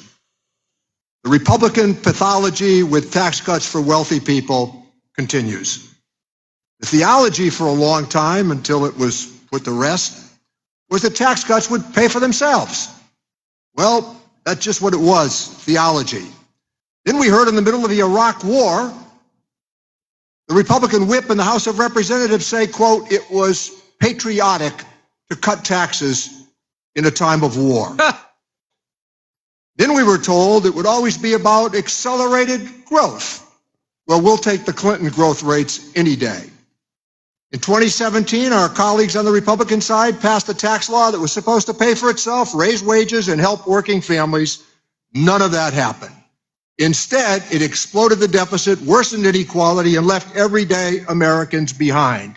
This bill, as currently proposed, will cut health care from 14 million members of the American family. Now they want to double down on the same playbook, one that rigs the system for billionaires while everybody else pays the price. Here's the real kick. They're going to ignore the baseline for 2017, just make people think it never happened. So they borrowed $2.3 trillion in 2017 for a tax cut. It did not impel greater growth. They don't want to even pay attention to that. The other part of this, how about raising the debt? Oops, sorry. For months, Republicans... You get the point. That was one example of the lie that was told from the TCJA the first time, the continuation of Trump era tax cuts, and then the reduction in more corporate tax. With the lie, again, we can look at the data, $3.24 at the gas pump, $1.98 from Trump. I paid $1.98 because Trump told me so. Trump and the Republicans in Congress are going to tell you that you're going to get a tax break. And we know that that's not true because it didn't happen the first time, and it's not going to happen this time. We know it. The data's there. So when you're having these, thank you. When you're having these conversations, think about the gas pump model. Gas, national average, $3.24. It's only going to go up because it always goes up in the summer. They're going to tell you it's $1.98. So here's the model, right? Well, it's not $1.98. Don't get into the whole debate about the facts because that doesn't work. Just remind them that, well, it's not. You know, it's not $3.20. It's not $1.98. It's $3.24. And then ask them to say, can you show me otherwise? They won't, but that's an example. And then here's the other one that I wanted to play for you because I think this one's even more telling about how Republicans are again promising you that that they're not going to touch Medicare, Medicaid. Okay, they wouldn't touch it. We're not going to cut Medicaid benefits. Mike Johnson. Cut beneficiaries. We have said that over and over. Are cuts to Medicaid, Medicare, and Social Security off the table? Yes, and don't take my word for it, Kristen. Go do a word search of the budget resolution that we passed on Tuesday. There is not one mention of Medicare, Medicaid, or Social Security. What you're doing is you're reforming Medicaid to preserve it, not cutting it. We are saving Medicaid. Overnight, the House GOP unveiled a sweeping plan to overhaul Medicaid, which provides health coverage to more than 17 million Americans. But this new proposal would kick millions of poor Americans off of Medicaid and cause millions more to pay higher fees to get care.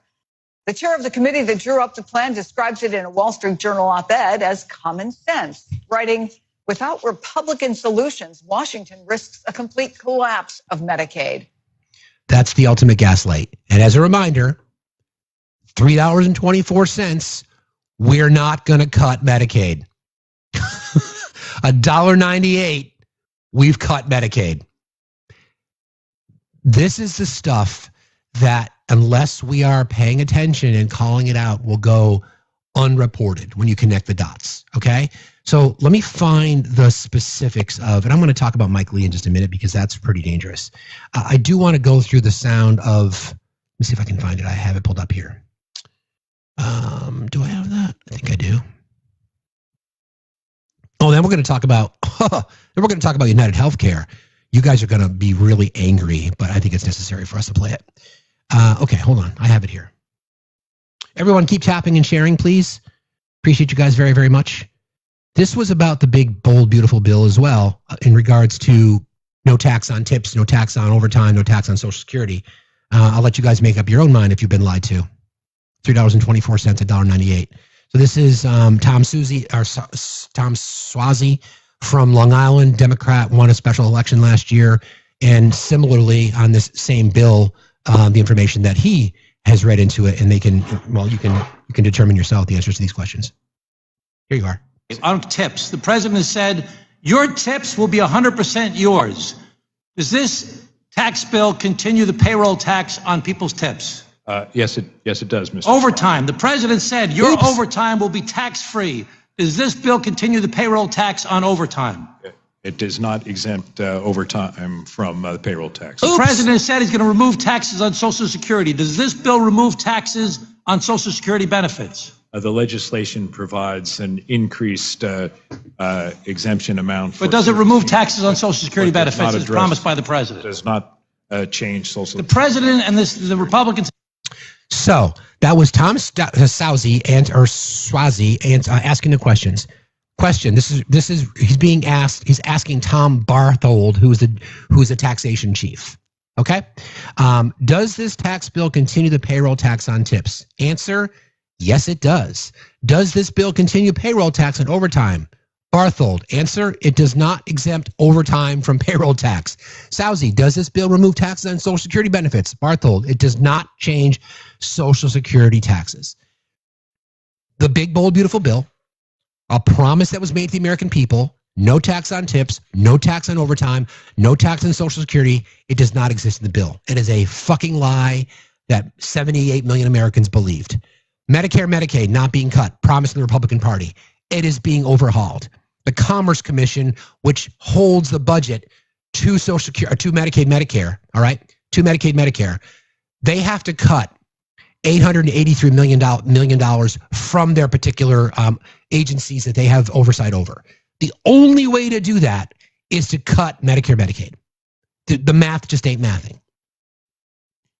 Once again, how can you defend it? How can you defend this? I mean, this is blatant corruption, right? This is blatant. This is bribery. This is, money laundering, whatever the fuck you want to call it. Extortion, blackmail. We're going to get into Russia in just a minute. How are you going to deflect away now from the actual bill where you would have elements to include no tax on tips, no tax on overtime, and no tax on Social Security, and have it not be in there? Not only is it not in there, it addresses it by saying, yeah, we're not removing those. We're still going to have those taxes in the line items of the bill. And we are going to cut Medicaid, Medicare to overhaul it. Every time the government tells you they're going to overhaul it, that means they're going to screw you. Raw dog style. Okay? Speaking of raw dog. I just made a very interesting pivot there, but anywho, GOP Senator Mike Lee. I saw this, and again, thanks to our mod team. Mike Lee is one of the same people who there's sound from years ago when he first became a senator from Utah that went to a restaurant and said, hey, we're not going to touch your Social Security. He's one of those guys who was caught on record saying, we are going to cut your Social Security. It's going broke. We're going to cut it. And then he got called out during Joe Biden's State of the Union address and was like, what? Me? I didn't say that.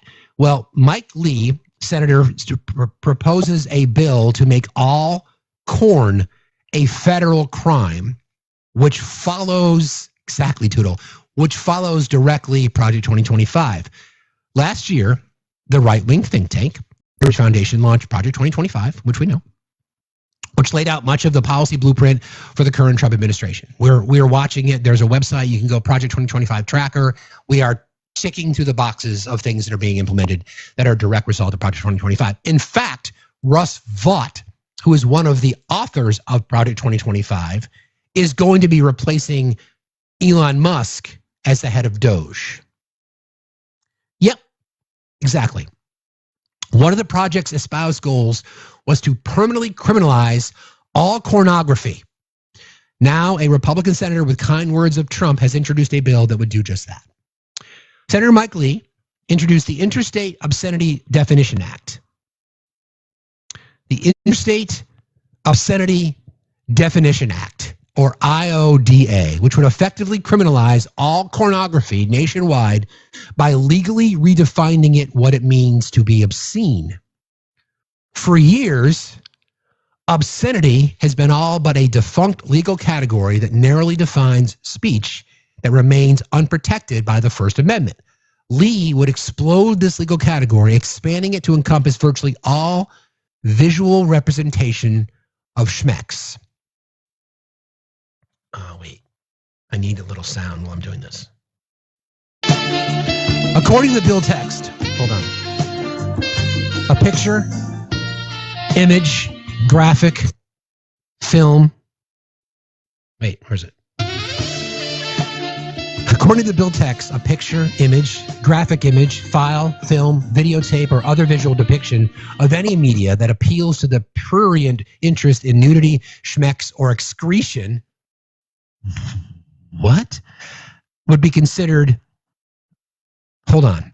According to the bill, a picture, image, graphic image, file, film, videotape, or other visual depiction of any media that appeals to the prurient interest in nudity, schmecks, or excretion would be considered criminal. In other words, if you have an old VHS tape of some Cinemax-style smut stashed away in your garage, nobody has that. You could, under this law, be considered to be harboring deeply illicit materials. Some critics have suggested that Lee's definition of obscenity is so ridiculously broad that it could effectively criminalize the Game of Thrones, among other things. That said, the punishments for merely possessing corn under the proposed law seem unclear at this point, as the legislation seems more focused on punishing the creators and distributors of racy material. The law would, quote, pave the way for prosecution of obscene content disseminated across state lines or from foreign countries, and open the door to federal restrictions or bans regarding online porn.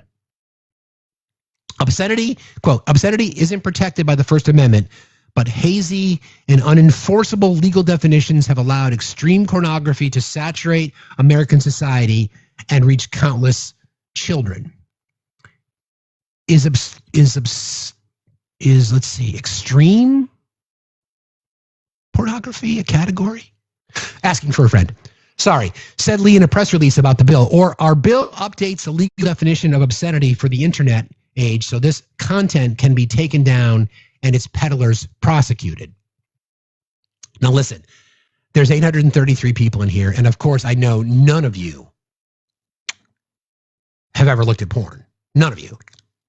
Right, we know that. So we're totally safe. No big deal. Right? I mean,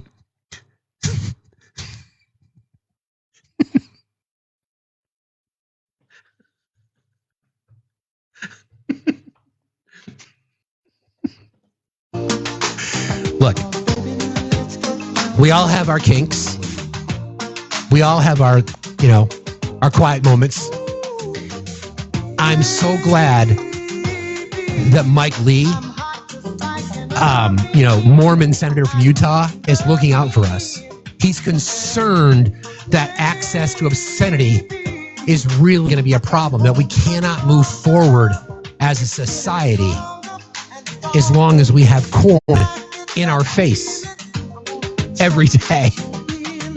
So I appreciate Mike Lee really wanting to step in and help us out, because corn, bad, apparently, but free speech.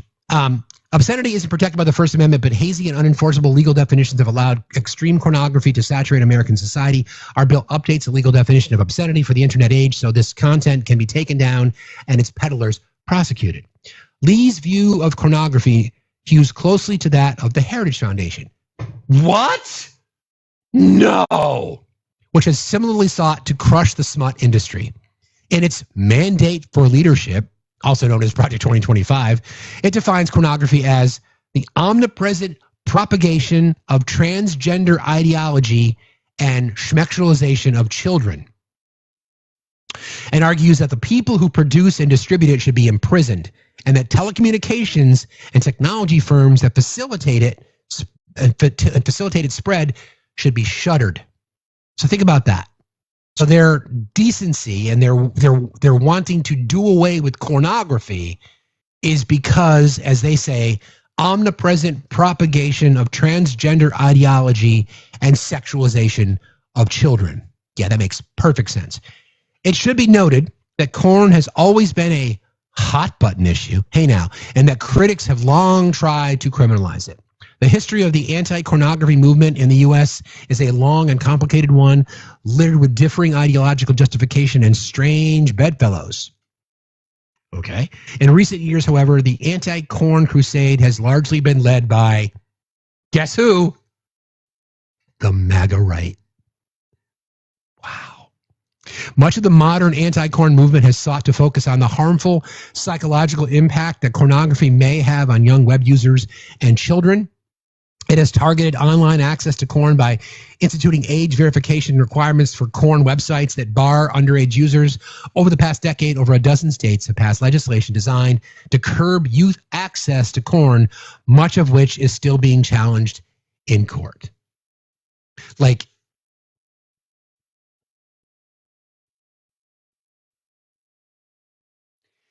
the Christian right, the MAGA right, the evangelical right, the purist, the prudent, the purity culture, right?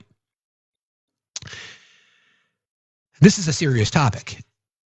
It is my belief, and we talked about this a little bit yesterday with Dr. Danny, that their aversion to have conversations about human sexuality is one of the main drivers of unreported instances of sexual assault.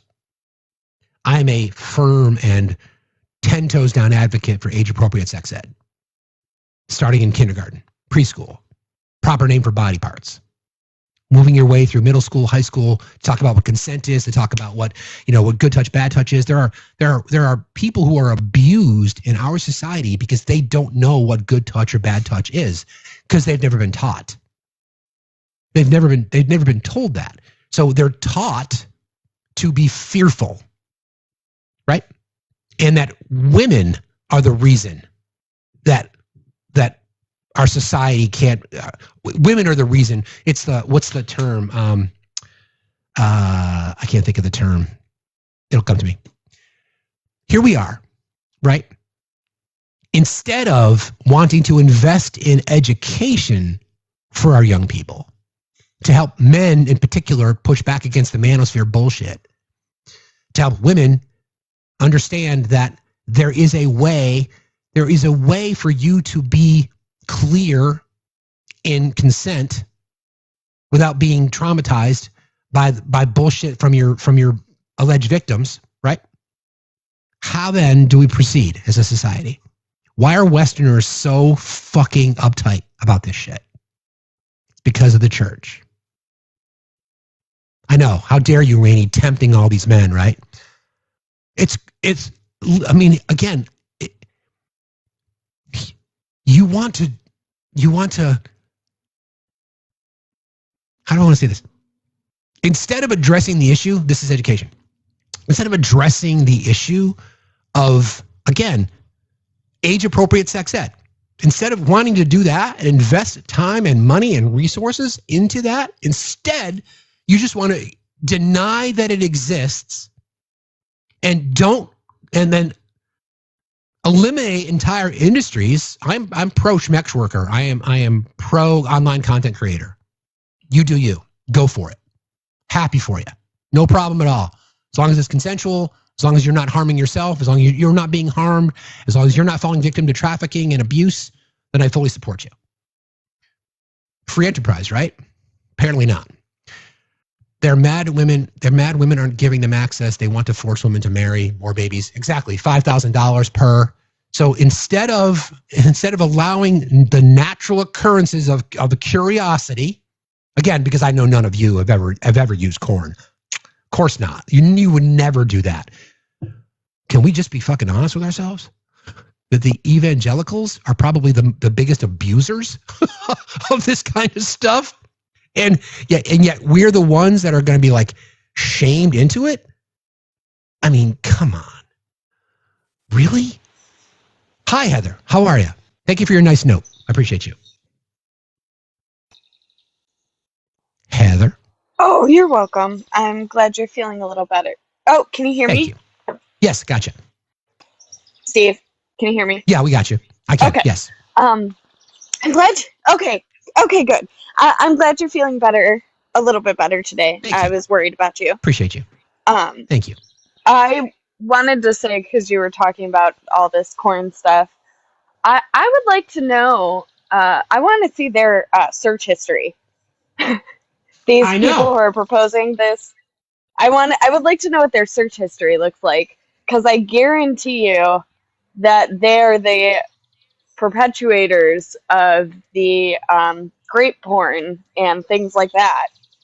All the harmful no doubt. porn that's out there. Corn that's out there. I totally agree. Totally agree with you. Also, what was this? Go ahead. Sorry. Somebody commented in the comments again that they liked your nails. And I also do. I want to tell you that color on your nails is beautiful.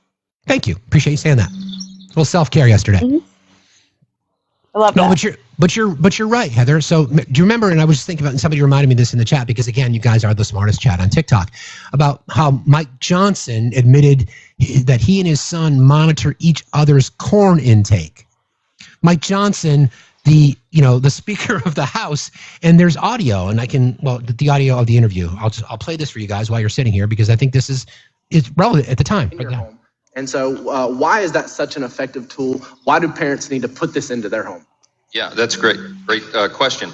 We probably could have called this more appropriately a war on the darkness of technology, because there are some good things with technology, of course. I mean, the Bible apps we all love. We broadcast our services, on our social media, and there's some very positive things, but there's also, as Clint's pointed out aptly, some really dark things. So Covenant Eyes is the software that we've been using a long time in our household.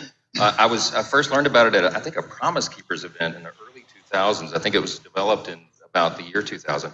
But it's the largest accountability software that there is, and there's some paperwork out there on the table that I think everybody may have picked up on the way in. If not, go get it. It's a subscription-based. I mean, we don't make any money on this. I'm telling you, we use it. Okay, I'm endorsing it because I'm a user. It's about $15 a month, $16 a month, something like that.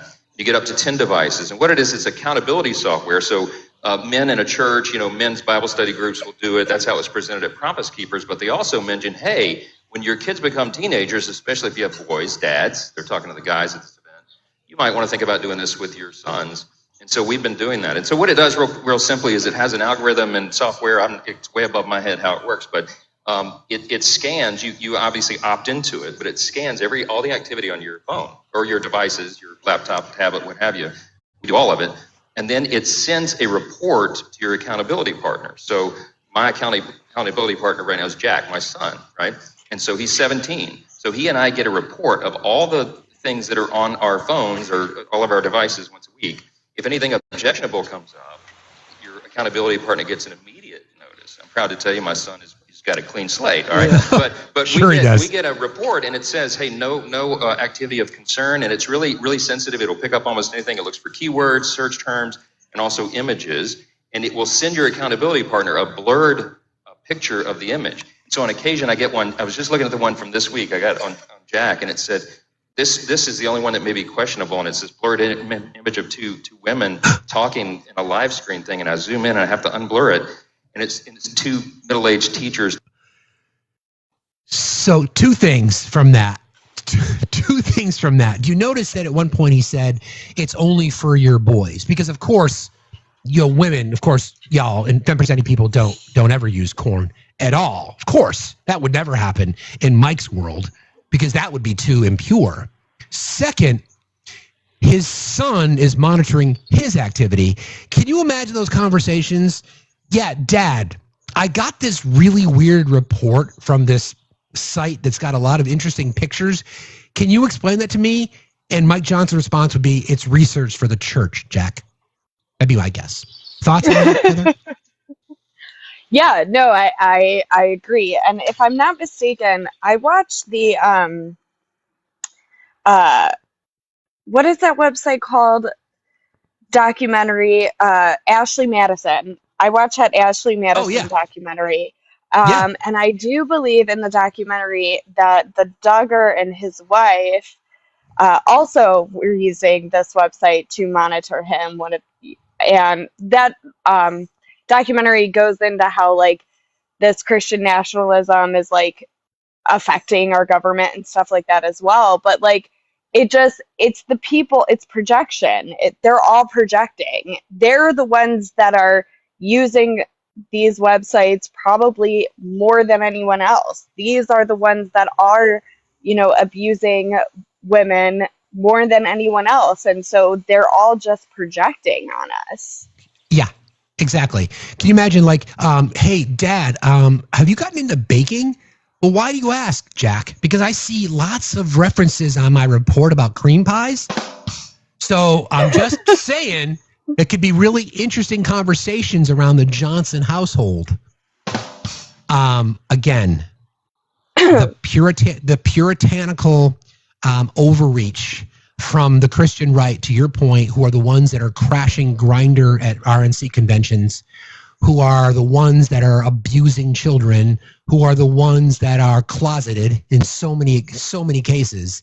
And yet, again, that point in that interview when he talked about how it's dads and sons, because of course it's acknowledging the fact that young men are being conditioned to be predators because they're not allowed to have healthy conversations about sex in their homes. Exactly. And then us women, we would never participate in such websites because we are pure angels. Of course and you are. Exactly. We never do anything outside of marriage, and we sit with our heads. We keep sweet with our heads down and our hands folded. You haven't been showing off your ankles lately, have you, Heather? I have to admit to you, Steve, I did go into my pool the other day, so I was in a bathing suit. That's it. Oh my I know. Goodness. I'm That's going right horrible. to hell. How dare you? How dare you tempt young men out there? How dare you, Heather? I was listening to Felice's, like you and Felice and Dr. Danny yesterday, and when Felice was, it was Dr. Danny, and she was telling that story about what you're told in high school about, how the boyfriend, he's like, they've been dating for 6 months, and she said no, and then finally she did it, and then she was all heartbroken, and she was the problem, and she gave her most precious gift away. I completely forgot, but until that it triggered something in me. I remembered that is exactly how sex ed was taught to me when I was in school, and I was having kind of a visceral reaction to listening to that, because I was like, oh my God, that's exactly right. That's exactly why, I not to get too personal, but this is exactly why I have felt that most of my experiences probably were not fully consenting before, before I met my husband, because it didn't matter that I said no the first 17 times, and then you feel all this shame around that. And then you realize that oh, well, it's actually wasn't my fault. But then in a lot of ways, it wasn't really their fault either, because they're told that that's okay. Like the men, they're taught that that's okay. Exactly. Well, like we discussed too, the whole manosphere concept, right? And again, it's conditioning young men to look at women as property. Therefore, the expectation that young men have is that y'all women will just consent, and if you don't, it doesn't matter anyway. Right, exactly. And because I was thinking about, just things that I've experienced in my life and things that I've heard men say, and I'm like, I want to blame them, right? At the end of the day, people are responsible for their actions, and I agree with that. But there is certain scenarios of things that have happened when I was younger that I can't say that these guys that did this are these horrible, evil people, because again, they were literally taught that that's okay. They taught that you're allowed to push somebody over and over and over until they say yes. That's what they're taught. They taught that that's okay. So, and that's why I think it can be fixed. I think people can, like, it can be taught, like what you're saying, with comprehensive sexual education starting in kindergarten. And of course, age appropriate. Nobody's talking about, like, teaching intercourse to children. No one's talking about that, but it's about, like, good touch, bad touch. And I do believe these things can be fixed. However, we're stuck in a place where we have this Christian nationalist government takeover, practically. Like, I keep saying The Handmaid's Tale, but, like, the Heritage Foundation is very similar to the Sons of Jacob in The Handmaid's Tale. Like, they want women to be subjugated. They want women, and they want men to be able to abuse women. They do. It's not even, I would say it's just the expectation, right? Want, sure. The expectation is, like I said, it's women are considered property. Yeah. Right. So I don't know if you heard this, but and I was thinking about something you said, and this Charlie Kirk, there's this famous quote that he's come out with recently. I don't know if you guys have heard this, and I know it makes people just throw up in their mouth when they hear Charlie Kirk's voice, but this is exactly what it is that we're talking about here. At 2 a.m. and all of a sudden she, like, removes consent. Yeah, like, that's a murky middle. It's been almost 17 years since I published this book, and I can't believe that Hold on, that's not the right one. I want to find the full video, because it's really important that I play it. Maybe I don't have it. Basically, he talks about the murkiness around a young man, college-age young men, college-age young women, and they're out drinking, and then at 2 a.m. in the morning, after you've been fooling around, it's a gray area around consent. No, it's not.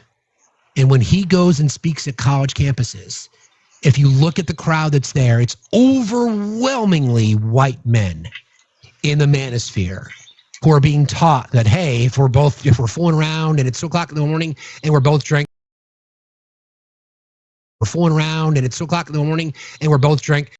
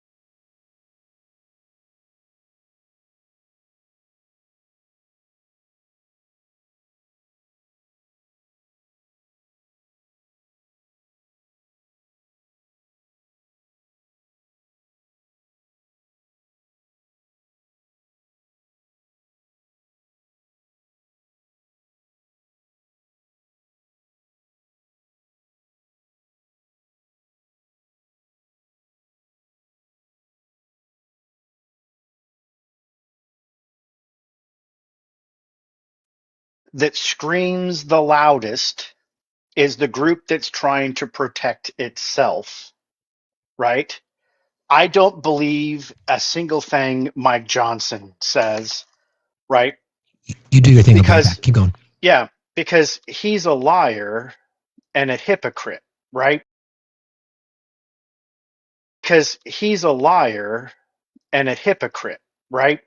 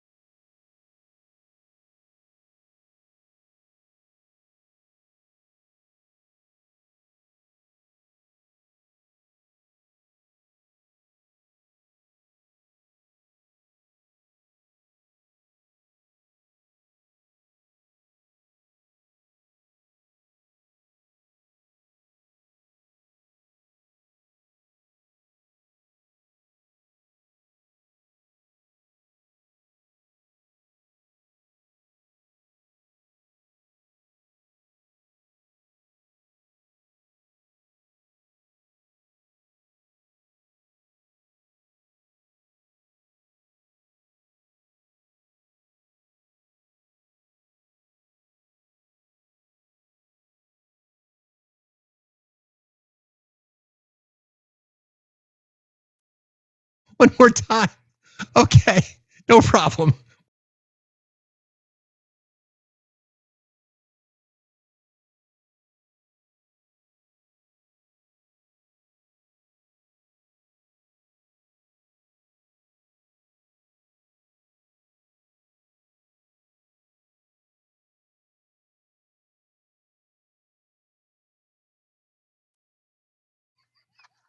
Sorry, I can't help it.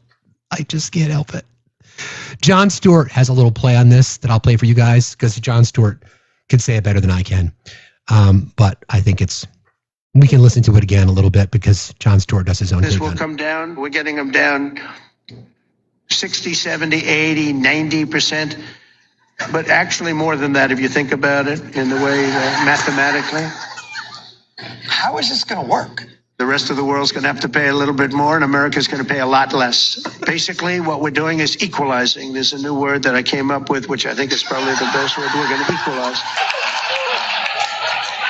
And then Jon Stewart grabs a dictionary, pulls out the dictionary, and he's looking through the dictionary like it's, looking for the word equalizing. Europe, Eureka, Euclid. Yeah, here it is. Equalize. I thought it sounded familiar.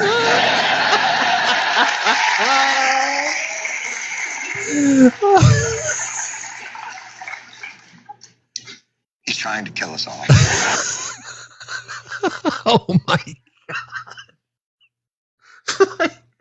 So I think we should play a new game. I think, and I'm gonna talk to our mods and I'm gonna think about this. How will MAGA spin this? It's gonna be the new game. So how are they going to spin the fact that the stable genius, person, woman, man, camera, TV? Wait, I need this because this is important. Hold on. China has total respect for Donald Trump and for Donald Trump's very, very large brain. So how are they going to spin the fact that the president of the United States stands there, doesn't know maths for one, and tells people that he invented a new word, equalize? So how we need that? We're going to make a game. We're going to do this. We're going to make a game. We're going to sell it to Parker Brothers. We're going to make millions on stupidity. Anybody want to invest? It'd be an interesting combination of like bingo and Monopoly.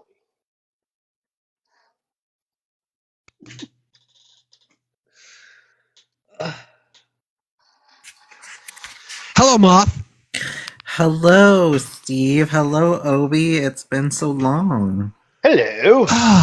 It's good to see you. How you doing? I'm doing better.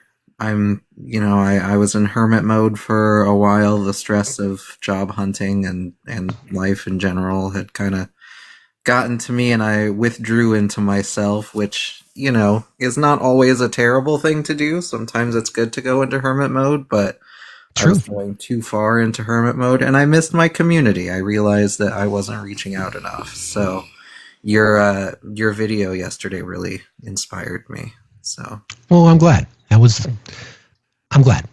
Yeah. Thank you for saying that. But I missed that. everybody. I was sitting here and I was like, I haven't come up for a while, and I haven't done any mod announcements for a while, and I also haven't asked you if you're Zen in quite a while. So, are you Zen? I am fucking Zen, Moth. Yes, not as Zen as I'd like to be, but I am fucking Zen. So yes, thank you for asking. Shirt available, by the way, in the merch store. Are you excited for your trip next week? That's next week. Right? I am. It is a week from today. Yes, I'll be on a plane at this point next week. So yes, I'm looking forward to it. That's so exciting. I remember when I spent a week in London, and it was absolutely amazing over there. First Can't time wait. on an airplane too.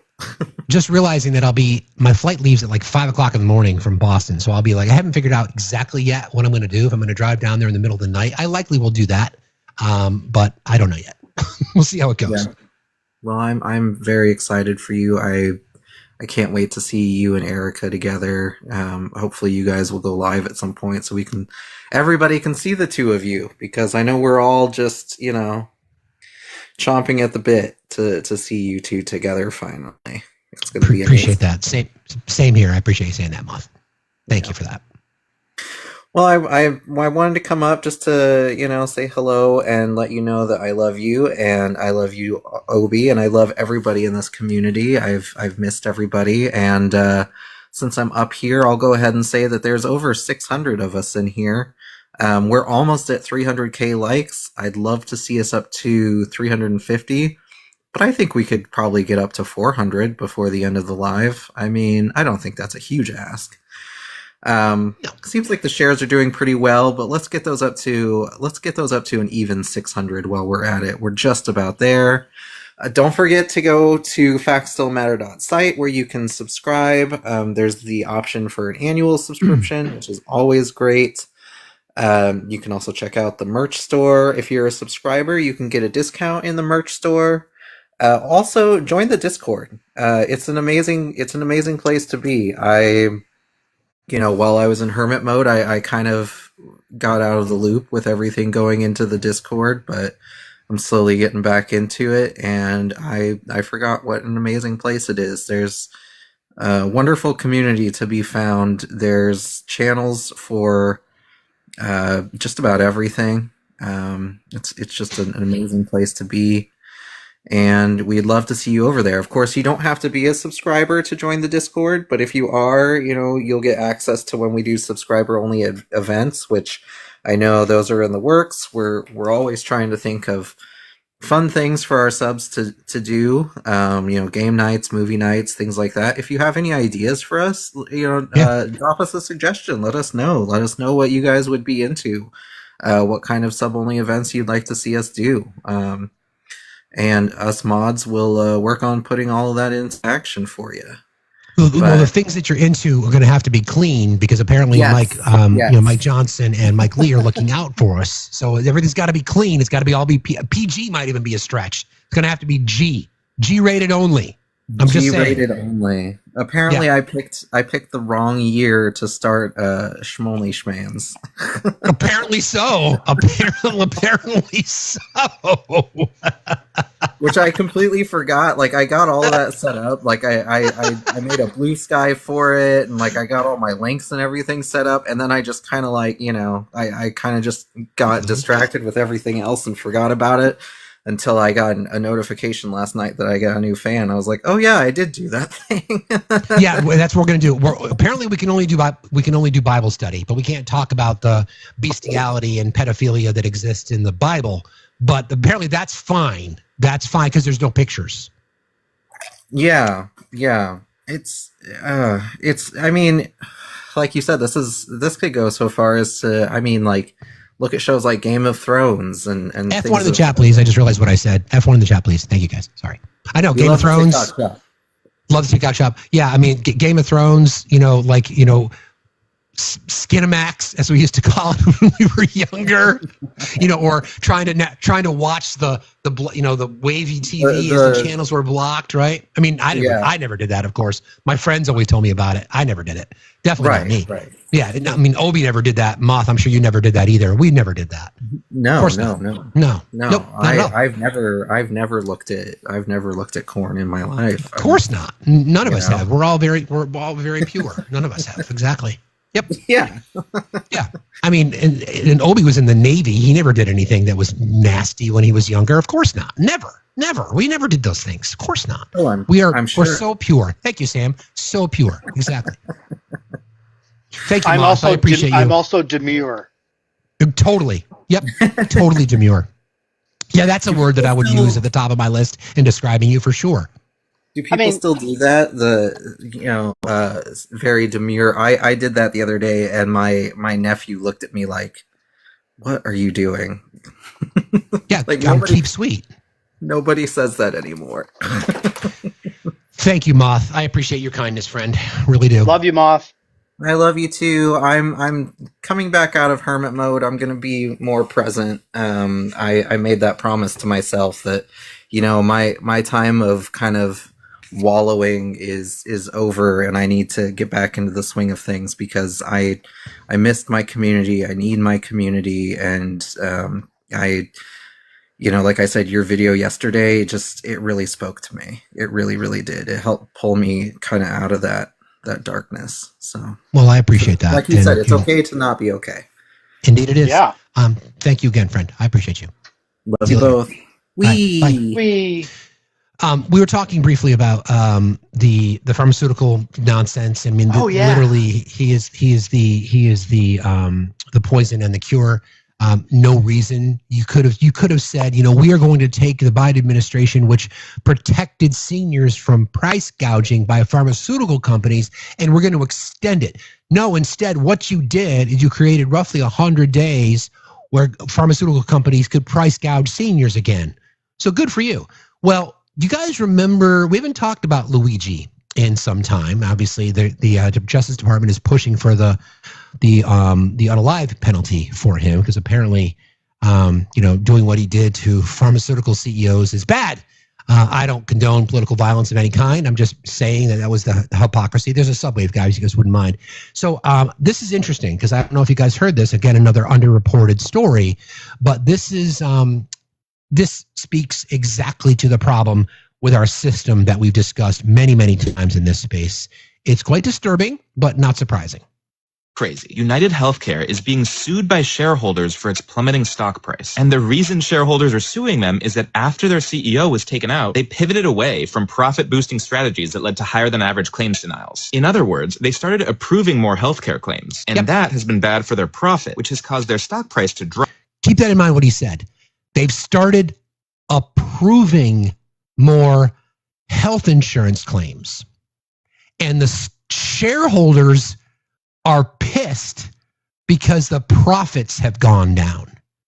So United Healthcare, one of the biggest perpetuators of this bullshit crime, they are estimated to deny as a business model, a line item, 30% of all claims submitted every year, whether it be through an AI response or whatever it might be. Again, their shareholders are now pissed because since their CEO lost his life, they have been approving more claims than denying. Therefore, the profits have dropped.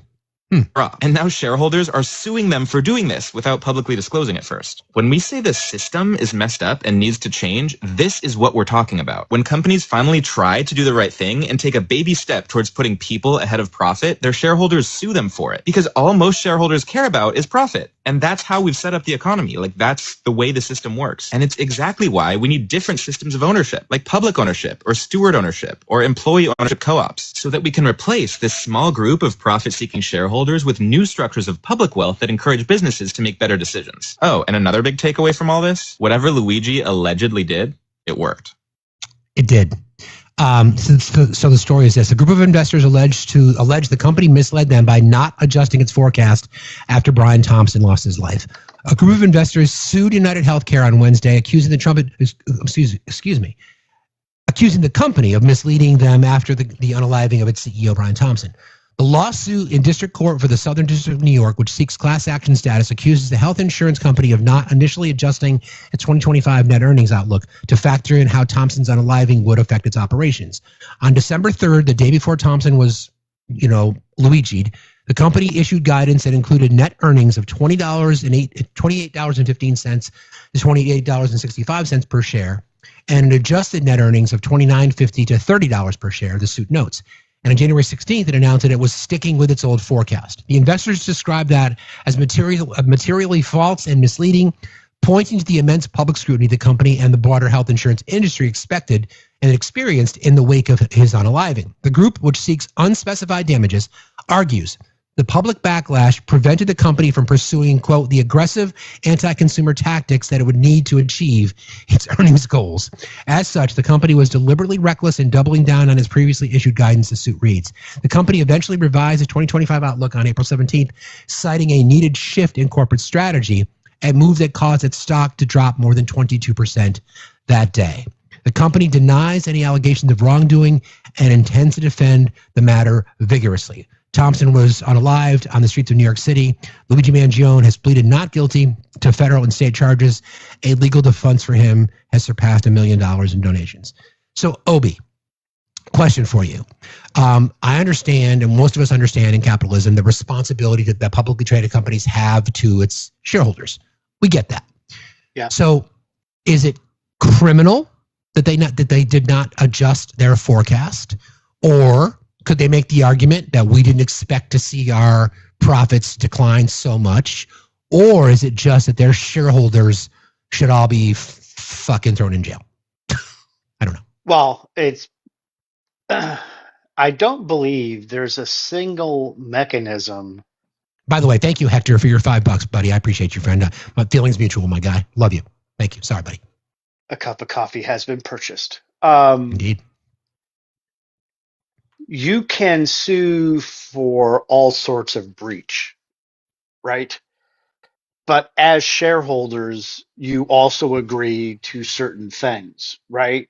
So it would be pretty difficult for them to be able to prove harm because the happening to the CEO is what caused the company to tank, number one. And the market reaction to his right, unaliving. right, yep. and also shareholders don't have the right to tell the company how to do forecasting or how to run programs. That's not part of your shareholder rights. You don't run the company. You've invested a part of your income into its bottom line. But that doesn't mean that you get to go around telling the company how to run its business. Now, you could vote people out. You could get a bunch of shareholders to, kick people off the board, et cetera, et cetera, et cetera. But you have no right or authority to dictate economic policy at the company level. The actual problem is that we allowed insurance companies to be publicly traded. And that is the greatest travesty that we've ever placed upon citizens. Right. Yep. When they weren't profit centers, you know what happened in the United States? Not for everyone, but for most people, we had pretty good insurance. Correct. Like coverage, right? Yep. Still had to get it through your work. Still had limited options if it wasn't Medicare, Medicaid, but significantly better and hell of a lot cheaper. Right. And then there was the Republican Party, who via Ronald Reagan thought that it would be interesting to allow banks to acquire insurers. And for those of you playing at home who may not quite chronologically be old enough, look up Travelers and Citi. And that is where you will see the very first financial institution buying an insurer in an approved merger. And then they had to change some laws around. The question in the comments, can we reverse it? Okay, so I'm going to give you a funny. Do it. I want you to ask yourself, what will happen more? Wishing in one hand or having the GOP pissing on your back and tell you that it's raining? Which will actually yield a result? Because if you're going to wait for someone to reverse it, it's never going to happen. It's too late. In order for it to be reversed, it would have had to have happened somewhere in the late 80s, early 90s. Again, wasn't going to happen. It cannot happen at this point because these companies are so intertwined that the unemployment fallout from trying to untether these companies would be tragic at this particular point in time. Do I believe that over, like, say, if we gave 10 years to unwind these, it's possible, but it's really, really difficult because it allowed all of this commingling to happen. Keep in mind, firms like State Farm now have a bank license. They're now a bank also, right? So there's been a whole host of intermingling of industries in the name of capitalism. And by the way, this all also coincidentally coincides with Congress's push via the GOP to have the United States be the largest supporter of manufacturing in China. Coincidence? Exactly. I think not. Right? So you're absolutely right. And on that topic, we discuss this often in this context because they tell on themselves often. So RFK, of course, who cares about your public health, said no one ever, was talking about this particular executive order by the Trump administration to reduce the cost of pharmaceuticals, which was already in place, by the way. And just listen to what he says here. It's fascinating. President Trump was taking money from the pharmaceutical industry, too. I think they gave you $100 million. But he can't be bought, unlike most of the politicians in this country. What? And he is standing here for the American people. I don't know what, there's writers like Lord Elizabeth Warren or Robert Reich who are saying that President Trump is on this side of the oligarchs. There has never been a president more willing to stand up to the oligarchs than President Donald Trump. And I'm very, very proud of you, Mr. President, for your courage, I'll say, because I don't want to be crude, your intestinal fortitude, your stiff spine, and your willingness to stand up for the American people. I just listened to the first part of this.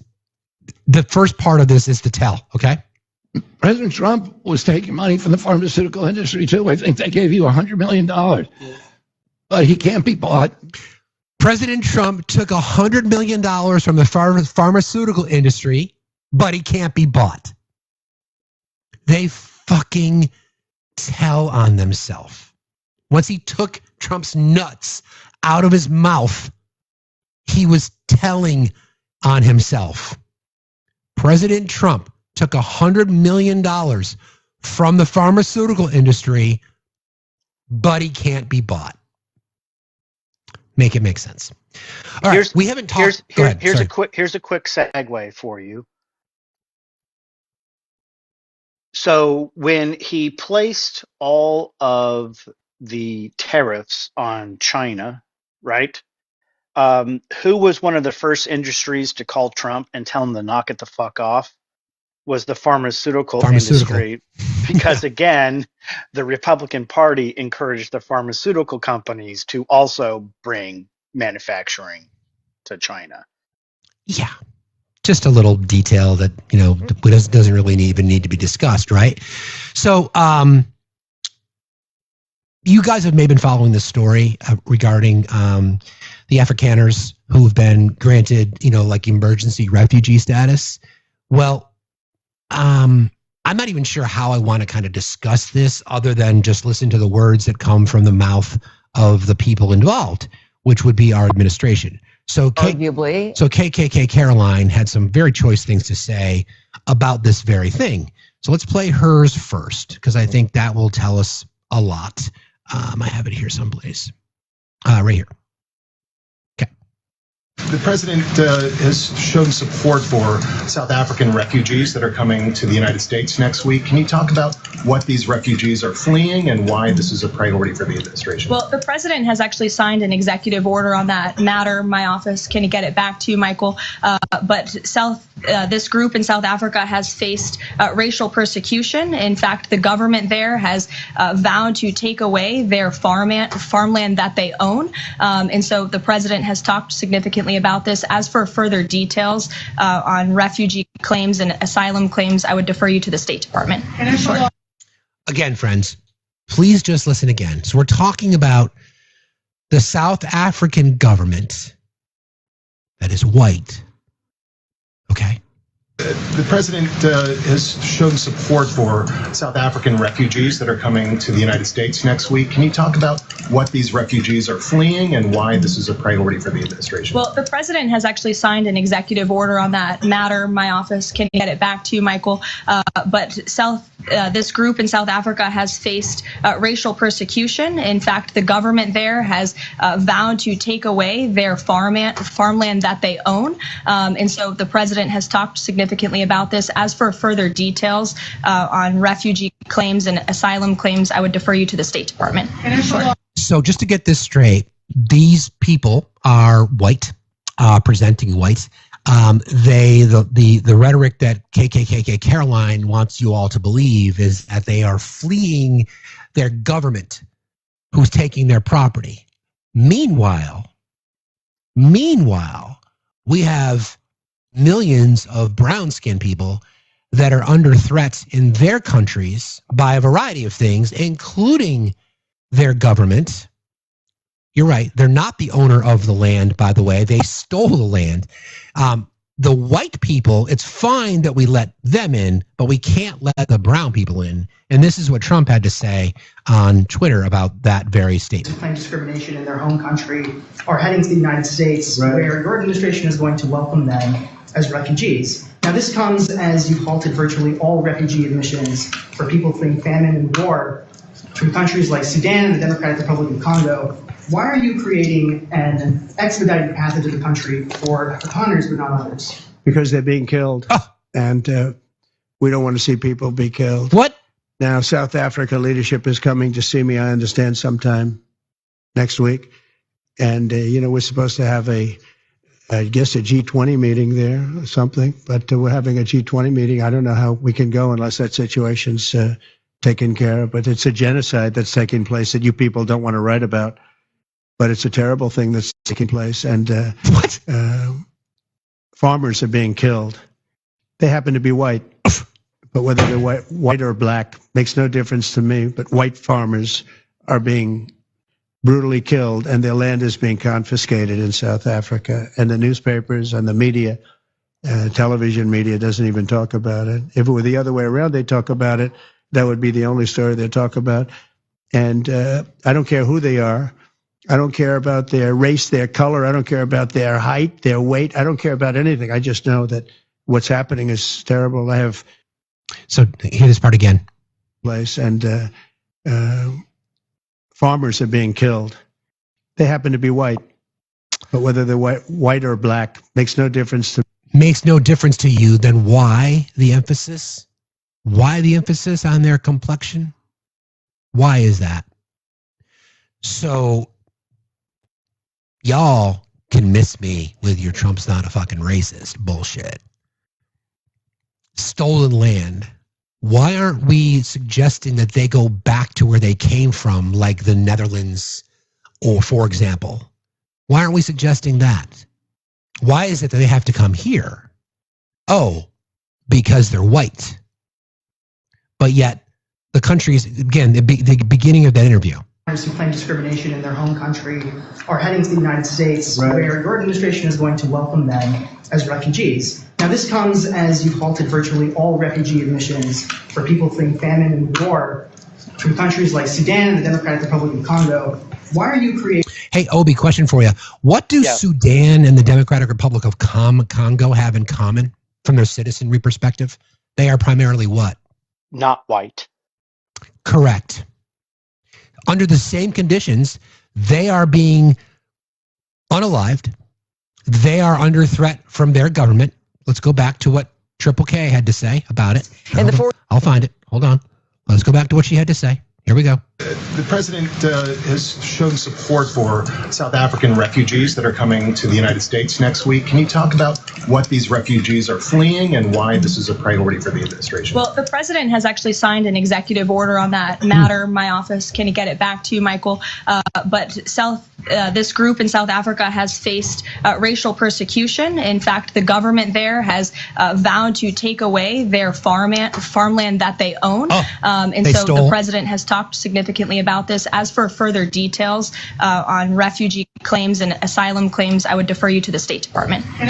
Interesting. And then go back to what Mr. Trump had to say in response to that question. So her response was the government. It's the government. They're the ones to blame. Okay. Who claim discrimination in their home country are heading to the United States, where your administration is going to welcome them as refugees. Now, this comes as you've halted virtually all refugee admissions for people fleeing famine and war from countries like Sudan and the Democratic Republic of Congo.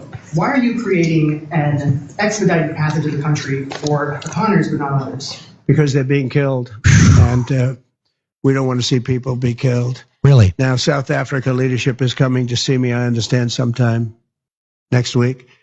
And, we're supposed to have I guess a G20 meeting there or something, but we're having a G20 meeting. I don't know how we can go unless that situation's taken care of, but it's a genocide that's taking place that people don't want to write about.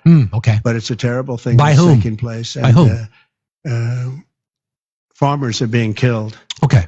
They happen to be white. But whether they're white or black makes no difference to me. But white farmers are being brutally killed, and their land is being confiscated in South Africa. And the newspapers and the media, television media, doesn't even talk about it. If it were the other way around, they'd talk about it. That would be the only story they'd talk about. And I don't care who they are. I don't care about their race, their color. I don't care about their height, their weight. I don't care about anything. I just know that what's happening is terrible. Then why say white? Exactly, Michelle. Then why say white? What genocide is happening to? There is none. Right. Also, why doesn't the Netherlands want to take them back? They don't want them either. Yeah. There is very little love for Afrikaners in the Netherlands. The Dutch government multiple times has made it perfectly clear that the colonization of South Africa to steal resources was a problem. And they can never make up for that fact. But, those families that live there are not victims, right? They literally went there to steal resources and steal land, and now they want to play victim because they don't have the freedom to do what they used to do, right? So typical of European style colonizers on the continent of Africa, right? This reporting from the BBC, white South Africans going to U.S. are cowards, according to Ramaphosa. President Cyril Ramaphosa has called a group of 59 white South Africans who have moved to the U.S. to resettle cowards, saying that they'll be back soon. The group of Afrikaners arrived in the U.S. Monday after President Trump granted them refugee status, saying they faced racial discrimination. But Ramaphosa said those who wanted to leave were not happy with efforts to address the inequities of the apartheid past, terming their relocation as, quote, a sad moment for them. Quote, as South Africans, we are resilient. We don't run away from our problems. We must stay here and solve our problems. When you run away, you are a coward, and that's really a cowardly act. Trump and his close ally, South African-born Elon Musk, have said there was a G-side of white farmers in South Africa, a claim that has been so widely discredited. The U.S. has also accused the South African government of seizing land from white farmers without paying compensation. I know this is disgusting to hear, but I'll finish the story. More than 30 years after the end of the decades of the rule of South Africa's white minority, black farmers own only a small fraction of the country's best farmland, with the majority still in white hands, leading to anger over the slow pace of change. It's a 75-25% split, by the way, of ownership. In January, that would be white to black. In January, President Ramaphosa signed a controversial law allowing the government to seize privately owned land without compensation in certain circumstances when it is deemed equitable and in public interest. But the government says no land has yet been seized under the act. Trump has offered to resettle the white Afrikaners, descendants of mostly Dutch settlers, saying they were fleeing, quote, a terrible situation in South Africa. Speaking on Monday at an agricultural exhibition in the Free State province, Ramaphosa said the Afrikaners were moving to the U.S. because they were not, quote, favorably disposed to efforts aimed at addressing the country's challenges. If you look at all national groups in our country, black and white, they've stayed in the country because it's our country and we must not run away from our problems. We must stay here and solve our problems, Ramaphosa said. I can bet you they will be back soon because there is no country like South Africa. His, quote, coward remark angered some social media users who condemned it as an insult to aggrieved white South Africans. Again, the group responsible for decades of apartheid, but victims nonetheless. The group of Afrikaners were welcomed to the U.S. by top officials who claimed they had been, quote, living under a shadow of violence and terror in South Africa. Welcome to the land of the free. said Deputy Secretary of State Chris Landau, as they received the South Africans who landed at Dulles on Monday. Some held young children, waved small American flags in the arrival area adorned with red, white, and blue balloons on the walls. Earlier on Monday, President Ramaphosa told an African CEO from Abidjan, Ivory Coast, that he had recently told Trump during a phone call the U.S. assessment of the situation was absolutely not true. We're the only country on the continent where the colonizers came to stay, and we have never driven them out of our country, he added, dismissing claims that Afrikaners were being persecuted. Ramaphosa said dozens of white South Africans who arrived in the U.S. on Monday, quote, don't fit the bill for refugees. According to the U.S. Embassy in South Africa, to be considered eligible for the refugee resettlement scheme, someone must be, quote, first one, of South African nationality, which they are not, Afrikaner or from a racial minority, which they are not, and able to cite an incident of past persecution or fear of persecution in the future. The South African leader said he was due to meet his U.S. counterpart soon regarding the issue. Trump has threatened to boycott the forthcoming G20 summit meeting in South Africa unless the situation is taken care of. So weird. Yep. It's almost as if facts still matter. It's almost as if the truth hurts. Again, attempt to justify. I'll remind people once again of how I started the show today. An open letter to white Americans. For dear hateful white Americans, for a long time I misunderstood my feelings towards you. I did not write this. This is written by John Pavlovitz. John Pavlovitz has an account on Substack. Smart guy. I suggest you follow him. Dear hateful white Americans, for a long time I misunderstood my feelings towards you. You would pop up my social media feed, drive past me in traffic, say something over Thanksgiving dinner, or I'd overhear you at a restaurant. And what seemed like rage would rise quickly within me. I thought it was abject hatred. Recently, I realized that I don't hate you. I feel pity and sorry for you. I grieve over whatever in your story made you this way, for the painful path you must have walked to arrive here so fully wounded and now feel so compelled to wound others. My heart breaks for a journey so filled with injury that it has yielded someone that, addled by fear, that vulnerable to vitriol, that easily manipulated into contempt for another human being whose pigmentation or nation of origin or image of God or primary language may not match your own. I wonder how someone with so many advantages and so much privilege and such a comfortable seat at the table still manages to feel themselves oppressed, still imagines they are marginalized, still feels perpetually under siege by the world around them, a world that has always favored them. And I'm sorry. I'm sorry you are this afflicted with toxic anger. I'm sorry you are so burdened with this crippling addiction to cruelty. I'm sorry you simply don't care about the people around you. I'm sorry you have embraced a man and a movement that are predatory toward you. I wish you felt compassion for the humanity around you, not just those you love, not just those who look, sound, worship, vote, and think like you. I wish you could find empathy beyond those you believe are your people, your family, your tribe, your party, your country. I don't know what to say other than that. We have people in our world that are truly under the threat of G-side. And we've denied them refugee status. The Democratic Republic of Congo, the Sudan, Chad, countries that have an overwhelmingly black population, we've denied them refugee status because under the same definition that KKK Caroline uses, they are under threat by their government. There are literally G-sides happening in these nations. Literally. And our president suggests that people should just go back to their shithole countries. And our president says, well, they're white farmers. They're being oppressed. Tell me again that he's not a racist piece of shit. Tell me again that our country is not racist when a woman who called a 5-year-old black boy the N-word raised nearly $1 million by people who support her racist views. And here we are,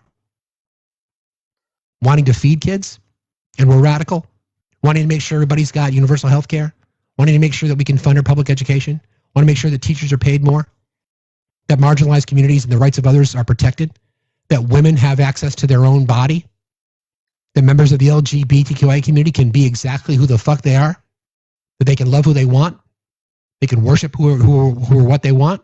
or not worship anybody, and we're supposed to be okay with white refugees afforded every privilege in the world that can just assimilate into our society under no threat.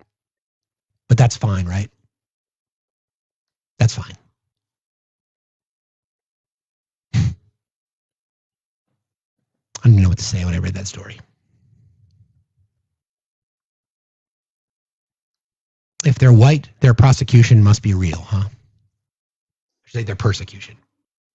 Yeah. That must be real. That must be real. Decades of apartheid. Decades.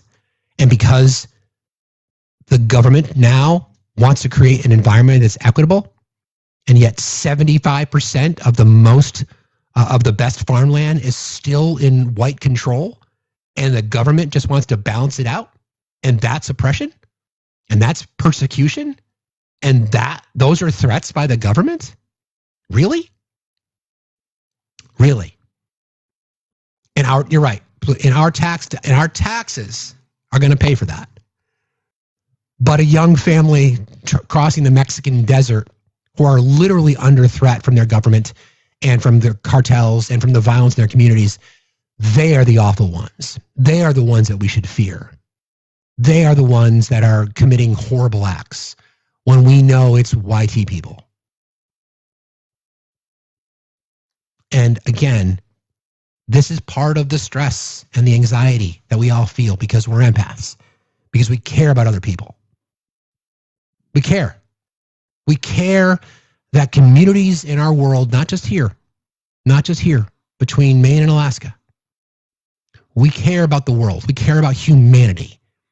We feel it when we see these stories of the civil war in the Sudan it's just been underreported because white Americans are too fucking fragile and they don't want to see it. Because then they would have to be like, that's really awful. Because they would never say that.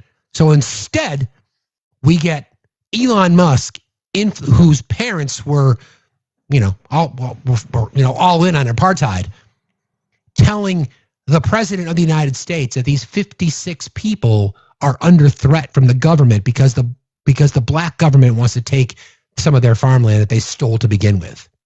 Yeah, that makes sense. Makes perfect sense. This is why we fight. Because if it can happen there, it can happen anywhere. And it already is. Think land along the borders as the military gains access is going to be just, conveniently acquired under what rule? Martial law, whatever it might be. How come those people aren't going back to their homeland, to Obie's point? Because they don't want them either. Because they were criminals. Sins of my father, right? Don't blame us. It wasn't us. We didn't do it. Okay. Yeah, you're right. Again. Okay. Shifting gears a little bit, I want to talk a little bit about leadership in the FBI. There's a lot of reporting about how Kash Patel, first of all, not qualified for his job. He's a liar.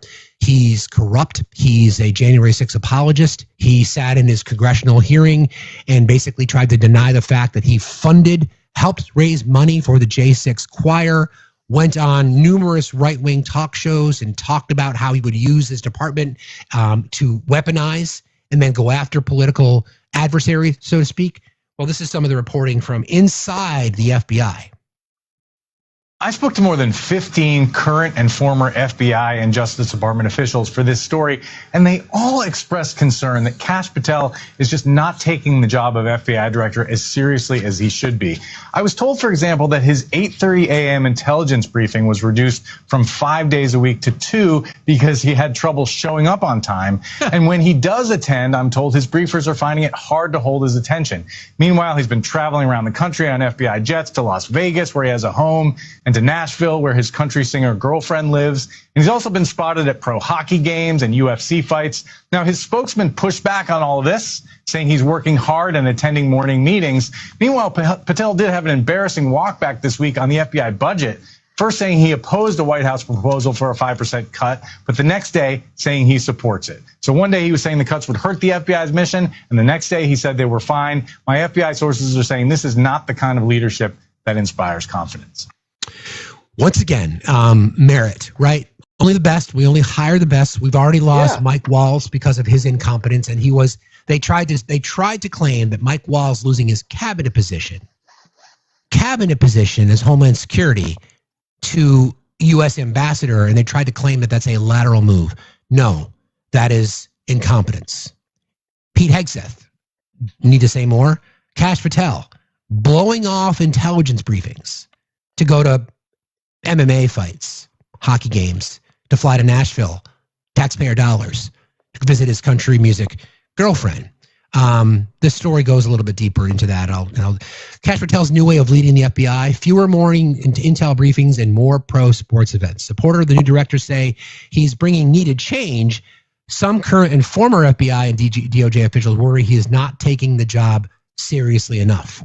For decades, the head of the FBI has attended a daily 8:30 a.m. director's brief where he was presented the most important intelligence and law enforcement information gleaned from thousands of agents and analysts across the country, current and former FBI officials say.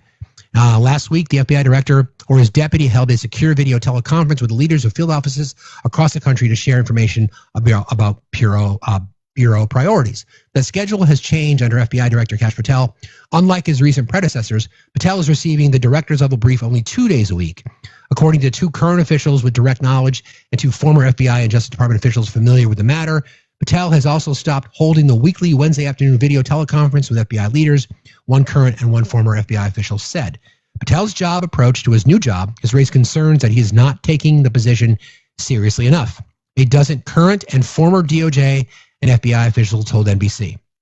Of course, they will determine this is fake news. Officials who worked on the morning director's briefings were told that the schedule was changed because Patel sometimes failed to arrive on time. At the same time, Patel has drawn attention for regularly appearing with celebrities at professional sporting events around the country, according to flight logs and media posts. Since taking office on February 20th, Patel appears to have made 3 flights on FBI planes, taxpayer dollars, to Nashville, Tennessee, where his girlfriend, country singer, lives, 2 flights to Vegas, where he has a home, and 1 flight to New York, where he attended a professional hockey game. FBI policy in recent years has mandated the directors fly on government aircraft for security reasons. Okay. Ben Williamson, an FBI spokesman, confirmed that the reduction in 8:30 a.m. directors briefings, but denied that Patel had arrived late at morning meetings. He said Patel still attends 5 morning meetings each week, including 3 that are smaller than the director's brief. Boy, that's somebody trying to cover his ass. This change was based on feedback from people in the Bureau, not the director's schedule or attendance, said Williamson. He still has 5 morning meetings per week. These meetings are critical to keep America safe. Williamson declined to comment on whether the 6 trips cited by NBC involved work activities and said the new director is abiding by all FBI ethics rules. Quote, the FBI does not comment on travel arrangements for security purposes. All ethical guidelines are followed rigorously. FBI officials said the director's weekly teleconference with field office leaders was stopped after, quote, attempted leaks led to a spate of news stories, but Patel still regularly speaks to the field on a weekly basis. 2 current FBI officials said Patel sometimes seemed uninterested in the material, and his intelligence briefers are struggling to craft a briefing that captures his attention. Not dissimilar to what Trump likes. He likes big pictures and graphs, but not a lot of words. Williamson, the FBI spokesman, denied that Patel was uninterested and said the new director has worked tirelessly since taking office. Director Patel is working day and night to lead the Bureau. The results so far speak for themselves. We are just getting started.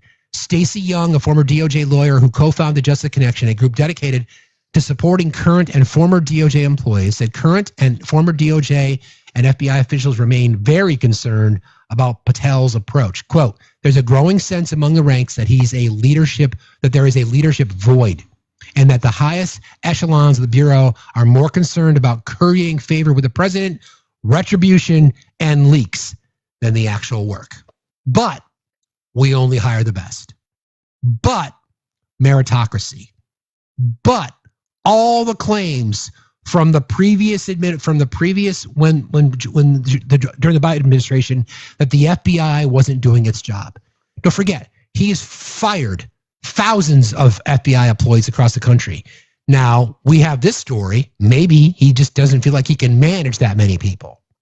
The FBI director has a pretty important role, arguably the most powerful law enforcement official in the world. You could say that. You could make the argument. Blowing off meetings, allegedly. But we have flight records. We have pictures of him at MMA events and hockey games and taking government aircrafts to Nashville to visit his girlfriend or to fly to his house in Vegas. Taxpayer dollars. Waste, fraud, and abuse. Where is the objective? Feedback? Why are people not saying that this is okay? Or if you are, why are you not saying it loud enough? We only hire the best, though. Only hire the best. Nothing to see here. Did you see the story about when he's in Washington, D.C., he hangs out at clubs most nights? And that's also why he's not around, right? Like, he's taken this job as a way to, I guess, improve his social standing, because it certainly isn't leading the FBI into anything worthwhile. No, he likes the title. He likes to be able to wear the cool hat and the jacket and have his own detail and the whole 9 yards, but he's not interested in doing the job. But America first. Hello, Victoria. Uh-oh. I hear some kitties. I was just picking up your namesake. Oh, hello there, little Obi. He spends all his time in my lap. He's my sweet baby. Well, there you go. Good morning. Yeah. Smart. They're trying to convince me to keep him. And by they, I thought you were keeping facts. I thought you were keeping facts, Victoria. I'm not keeping facts. I don't keep the babies. The babies are. How are you today? I'm good. How are you? Doing okay. Thank you for being here. All the love. Sending you all the love. I was listening to this, and I think the most surprising part is he spends time in Nashville, which I find gross. I didn't know he was dating a country music star, but I don't follow country music, so. Well, I think you should road trip to Nashville and do a campaign appearance somewhere and just try to find out who the country music singer is. I am not above it, and I will be in Nashville in a couple of weeks, so feeling a little froggy. I got distracted this morning. Have you seen the news about David Hogg? What now? So the DNC is decided, and I was reading a little bit up. I haven't read into it too far. They are trying to potentially remove David Hogg and one of the other vice chairs. Because they don't like the fact that he is just calling them out for their bullshit? Yep. Interesting. So I will be reaching out to the state party today. Because I'm going to be like, I don't like this as a progressive candidate who is a representative of the state party who supports the DNC. Fuck that. DNC, this is from the New York Times, DNC takes step to void election of Hogg and Kenyatta as vice chairs. David Hogg has faced sharp criticism for his plan to fund challenges to incumbent Democrats, but a DNC vote on Monday began with an earlier complaint about the procedures used in an internal party election. The Credentials Committee of the DNC voted on Monday to void the results of the internal party vote that made Hogg a vice party chair, ruling that the election had not followed proper parliamentary procedures. I would think they would be their parliamentary procedures since it's their election. Anyway, the decision, which came after roughly 3 hours of internal debate and one tie vote, will put the issues before the full body of the DNC. It must decide whether to force Mr. Hogg and a second vice chair, Malcolm Kenyatta, to run again in another election later this year. Mr. Hogg, 25, an outspoken survivor of the 2018 school unaliving in Parkland, has prompted a fierce backlash over his plans to spend up to $20 million through other organizations he heads, Leaders We Deserve, on primary campaigns against incumbent Democrats. Ken Martin, the party chair, has said it is inappropriate for Mr. Hogg to intervene in primaries while serving as a party official and has recommended changing the party's bylaws to force him to sign a neutrality pledge. Holy shit. The ruling by the Credentials Committee on Monday was not technically related to Mr. Hogg's plans to engage in primaries. Instead, it was a result of a complaint from Kayleen Free, one of the losing candidates in the vice chair race. Ms. Free said the party had wrongly combined two separate questions into a single vote, putting at a disadvantage the female candidates because of the party's gender parity rules. In a statement, Mr. Hogg acknowledged the decision was made on procedural grounds, but said that, quote, "It is also impossible to ignore the broader context of my work to reform the party, which loomed large over this vote. The DNC has pledged to remove me, and this vote has provided an avenue to fast track." Holy shit. Fuck And the DNC. Yeah, exactly. So I'll be doing some legwork today on that, because I dislike that a lot. Like, I get bylaws are a thing, and I understand that we have to go by the rules, but this, fuck off. Like, if you wanted to fuck over the party more, this was the way to do it. Yeah, let's find out who went to the other candidate and whispered in their ear. That's the problem. Mr. Hogg and Mr. Kenyatta were elected at the same time. Mr. Kenyatta, 34, is a state lawmaker in Pennsylvania, and their elections as vice chairs have injected two younger progressive voices into the party's leadership. This is about fairness and making sure that three women and the voting members of the DNC are not disenfranchised, said Ms. Free in a statement before the meeting, during which she enlisted a parliamentary expert to plead her case. Leading up to the vote, the Credentials Committee had appeared torn on what to do. An initial resolution from Christine Pelosi, the daughter of former Speaker Nancy Pelosi, seeking to dismiss the complaint, resulted in a tie vote. A second resolution calling for a new election with the same candidates who participated in February was eventually approved. So Christine Pelosi supported their election, claiming that this was bullshit. Yeah. Wow.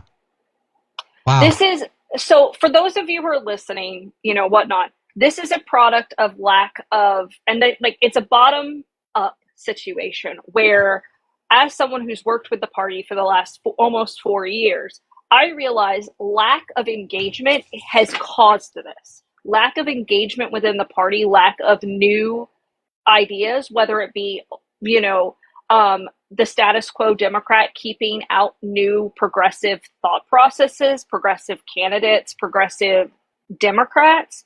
That's part of the problem. And consequently, we're seeing it go all the way up the chain. And that's why you're not seeing progressive candidates on the ballot. That's why you're not seeing the Democratic Party is failing us, sort of thing. The way to fix it is to get in now and do it, because unfortunately we're in a fucking two-party system. And the only way to fix it right now is to utilize the parties that we have at our disposal. And there are plenty of progressives. I remember when they put me up for the EC position here in Tennessee, the first thing that I heard on every single phone call of every EC member that called me was, I'm a progressive and they want more progressives representing. So there are representatives within the party who want to see progress, who want to move forward. The problem is we've got to do that all the way up. So if you were feeling froggy today, hop on your local, local Democratic Party, reach out to them and say that you support David Hogg and you would like to see a progressive these progressive representatives stay in their positions. I did see some comments fly by it, which I have no idea of any of the intricacies of David Hogg. I do know that David Hogg is a huge advocate for progressives in the Democratic Party, though. So yeah, obviously a very vocal supporter for firearm reform. Has talked about how, we've talked about this a lot. Victoria and I've had this conversation one-on-one, and I've talked to you guys in this space about that the status quo Democrats are afraid of progressives because status quo Democrats take money from big corporate donors too. Let's not be fooled by it. So they don't want to lose their cash cow. That is bullshit. That is bullshit. I got tagged in a video this morning, and that's what brought it to my attention. And I'm going to make a video, but I decided I was going to reach out to because I have a little bit more power, I'm going to reach out to the chair of my party here in Tennessee and be like, hey, I think that this is something we should speak out about, because I think we should come out on the right side of it. and, you know, be like, this is one of those moments where we can define ourselves. Because for those of you who don't know, Tennessee was the first state where every single delegate got behind Kamala Harris. So there are progressives in Tennessee who want to see change, which I love that. I love that fact. I love that we're doing that. And I do think that we could be like North Carolina in the next election cycle if we continue working the way we are. And we have a rural county chair who wants to see progressives in office, and they're pretty supportive of me. So if you want to see more progressives, call, get involved, reach out, make sure that you are letting them know that this is what you want to see. You want to see progressives in the Democratic Party. Nancy Pelosi needs to fucking retire. Because I think she was one of the ones who took offense at this. Although it looks like her daughter came out and supported Hogg's election, Yeah. so there may be who knows. But there's reporting, and I was reminded of this, that David Hogg was under heat. This is reported by the Post. Dems have abandoned men who just want to get laid and have fun, according to David Hogg. What I think happened in last year's election is younger men, they would rather vote for somebody who they don't completely agree with, they don't feel judged by. He told Bill Maher, then somebody who, I'm sorry, what I think happened last year's election is the younger men, they would rather vote for somebody who they don't completely agree with, they don't feel judged by, rather than somebody who they do agree with, that they feel like they have to walk around on eggshells with, and constantly because they're going to be judged or ostracized or excommunicated. Hogg, a Parkland shooting survivor and gun control activist, contended that Democrats have become too elitist and need to do a better job of meeting people where they are. Last election, young men aged 18 to 29 backed President Trump 56% to 42% compared to women in that same age group.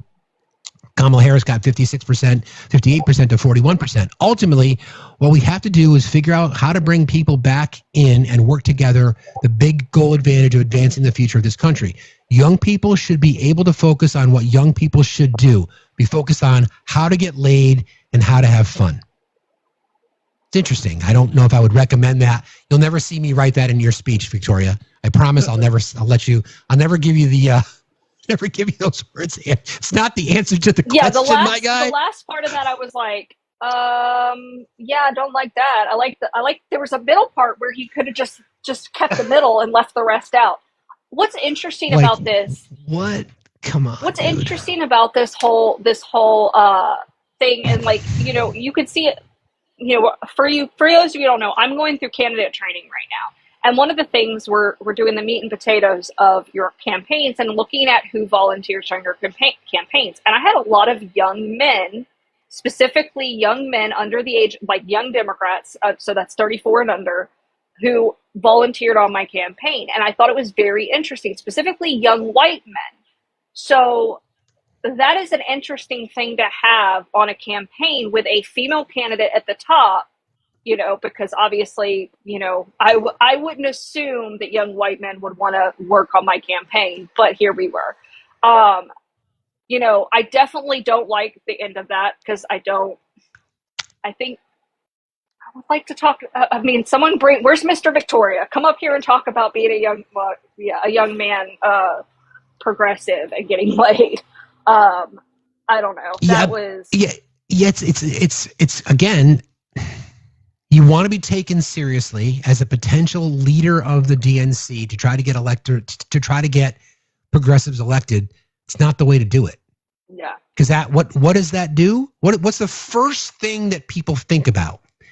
It's the propagating of the patriarchy, in my opinion. Mm-hmm. Right? That's manosphere talk. Think about it. Right? He just moved down a few notches. Yeah, to be honest. I'm really disappointed that he said that. Not looking at it. I want to see him at that, and I'm like, can I be a vice chair? Like, can we get some people in there that are like not saying stupid shit with their whole chest? Fucking idiots. Well, I think that's a good spot to stop. First of all, I want to just take a moment again just to thank everybody for reaching out. I got hundreds of messages, and I can't possibly get back to everybody. And I had a lot of messages from people last week from our small business live. So many of you have reached out. I'll do my best. I'm not going to be able to get back to everyone. And there's a couple of people that I've been in contact with regarding hopefully I can maybe offer them some assistance with their small businesses, because that's still incredibly important to me. But I just want to take, again, a moment just to thank everybody for your kindness. And like I said to start the show today, I've always been fueled by purpose. And this is a purpose for me. This really is something that is incredibly important to me. And I take what we do here I don't take myself very seriously, but I take what we do here extremely seriously.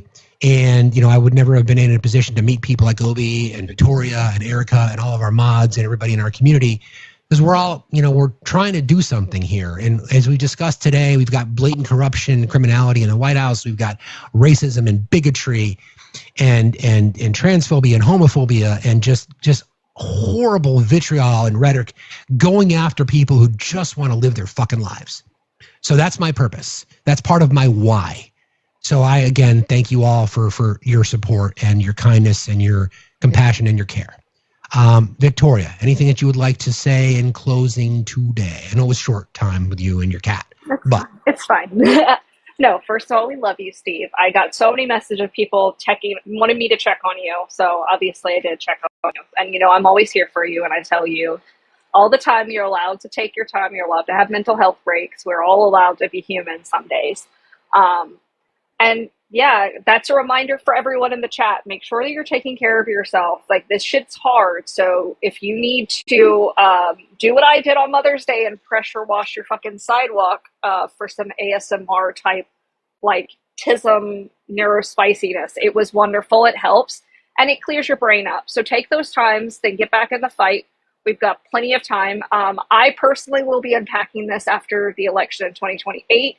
So if any of you are wondering where my mental health is, it is in a suitcase waiting for 2028 and a new presidency.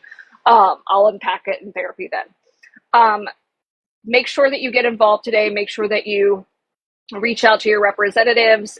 One small thing, activism is a muscle. As long as you can do that. If you're feeling like you want to show that you want to see change, I have a nice little thing in my space on my account where you can go and donate. I have 11,000 followers. If each of you signed up to donate $1 in a recurring donation, do you guys know that would cover the majority of my cost and allow me to do this full time and get you guys better representation in Congress? And as always, stay hydrated, vote blue. We love you, Steve. Thank you, Victoria. I appreciate you. Obi. Well, you know how I feel about you. Can't fucking stand you at all. I hate working with you. You were literally the worst business partner I've ever had. Oh, wait, no, that was somebody else. I'm sorry. I was going to try to go, but then I was like, I'm not good at the riffing stuff. That's more your lane. Hey, dude, I love you. I love your person. I think this is really important that people get to see you being, and I'm not going to say vulnerable, I'm going to say being human, right? I think vulnerability is an abused term, right? Showing emotions, feeling is a part of life. And we all don't have good days, but we all certainly have at least one bad day, right? That's for sure. And, again, audience, contribute in any way you can to help Steve, not just with his mental health, but it takes capitalism to drive this train. So if you want to keep seeing his sexy coiffed hair and his recently trimmed beard, and I'm talking about the one on his face, help a brother out and throw in some roses. Sorry, couldn't resist. Don't make me. And also, audience, if we don't help Steve and continue to gift and share whatever we can financially, I will start showing up in my fucking chaps with my camera on. Now, if you don't want that, for the What love, if we do? of all I was going to small say, woodland Victoria does creatures. want that, though. That's the problem. I was just saying, can't threaten me with a good time, Obi. Autographed copies of myself and Chaps and my red boxer briefs are Ooh, I'm gonna available put it on my in wall in Congress. the merch store for 50 cents. I'm going to put it on my wall in Congress, and then I'm going to specifically point it out to Marjorie Taylor Greene since she's going to be my neighbor. It's going to be a win-win-win. That's right. Oh, yeah. Well, she may be in the Senate, not. Well, I appreciate those kind words. I love you. You're a good man. I love you too, buddy. All right, friends, we're going to raid everybody. I hope you guys, if you don't know just Monida, but I really like Monida. She's usually on around now. We're going to raid her. It's MONIDUH. It's just Monida. She's great. Please, this is the first time we've ever rated her or that I've suggested rating her. There'll be more of those to come. She's a fabulous creator. Really like her. So go over there and tell her we said hello. Thank you, Victoria. Thank you, Obi. Thank you, everybody. I appreciate you guys. This was really good for me today. I'll see you tomorrow morning, 8 a.m. Eastern time. Take care of yourself.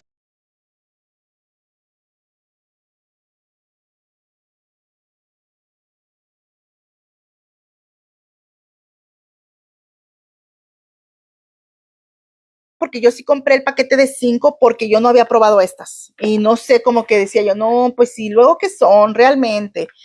Porque decía ahí, veía yo muchas personas que decían cosas bien diferentes de estas. Decía yo, no sé. Pues sí, me la compro individual. Estas ya las conozco. También quise una de estas. Sí, y ahorita se las voy a contar también. Y me regalaron mi matcha. Entonces está súper, súper bien también esa opción, chicas, está súper bien. Ahora, chicas, hay otra opción también aquí, muy padre, que en lo personal a mí me encanta, también es la que más les comparto,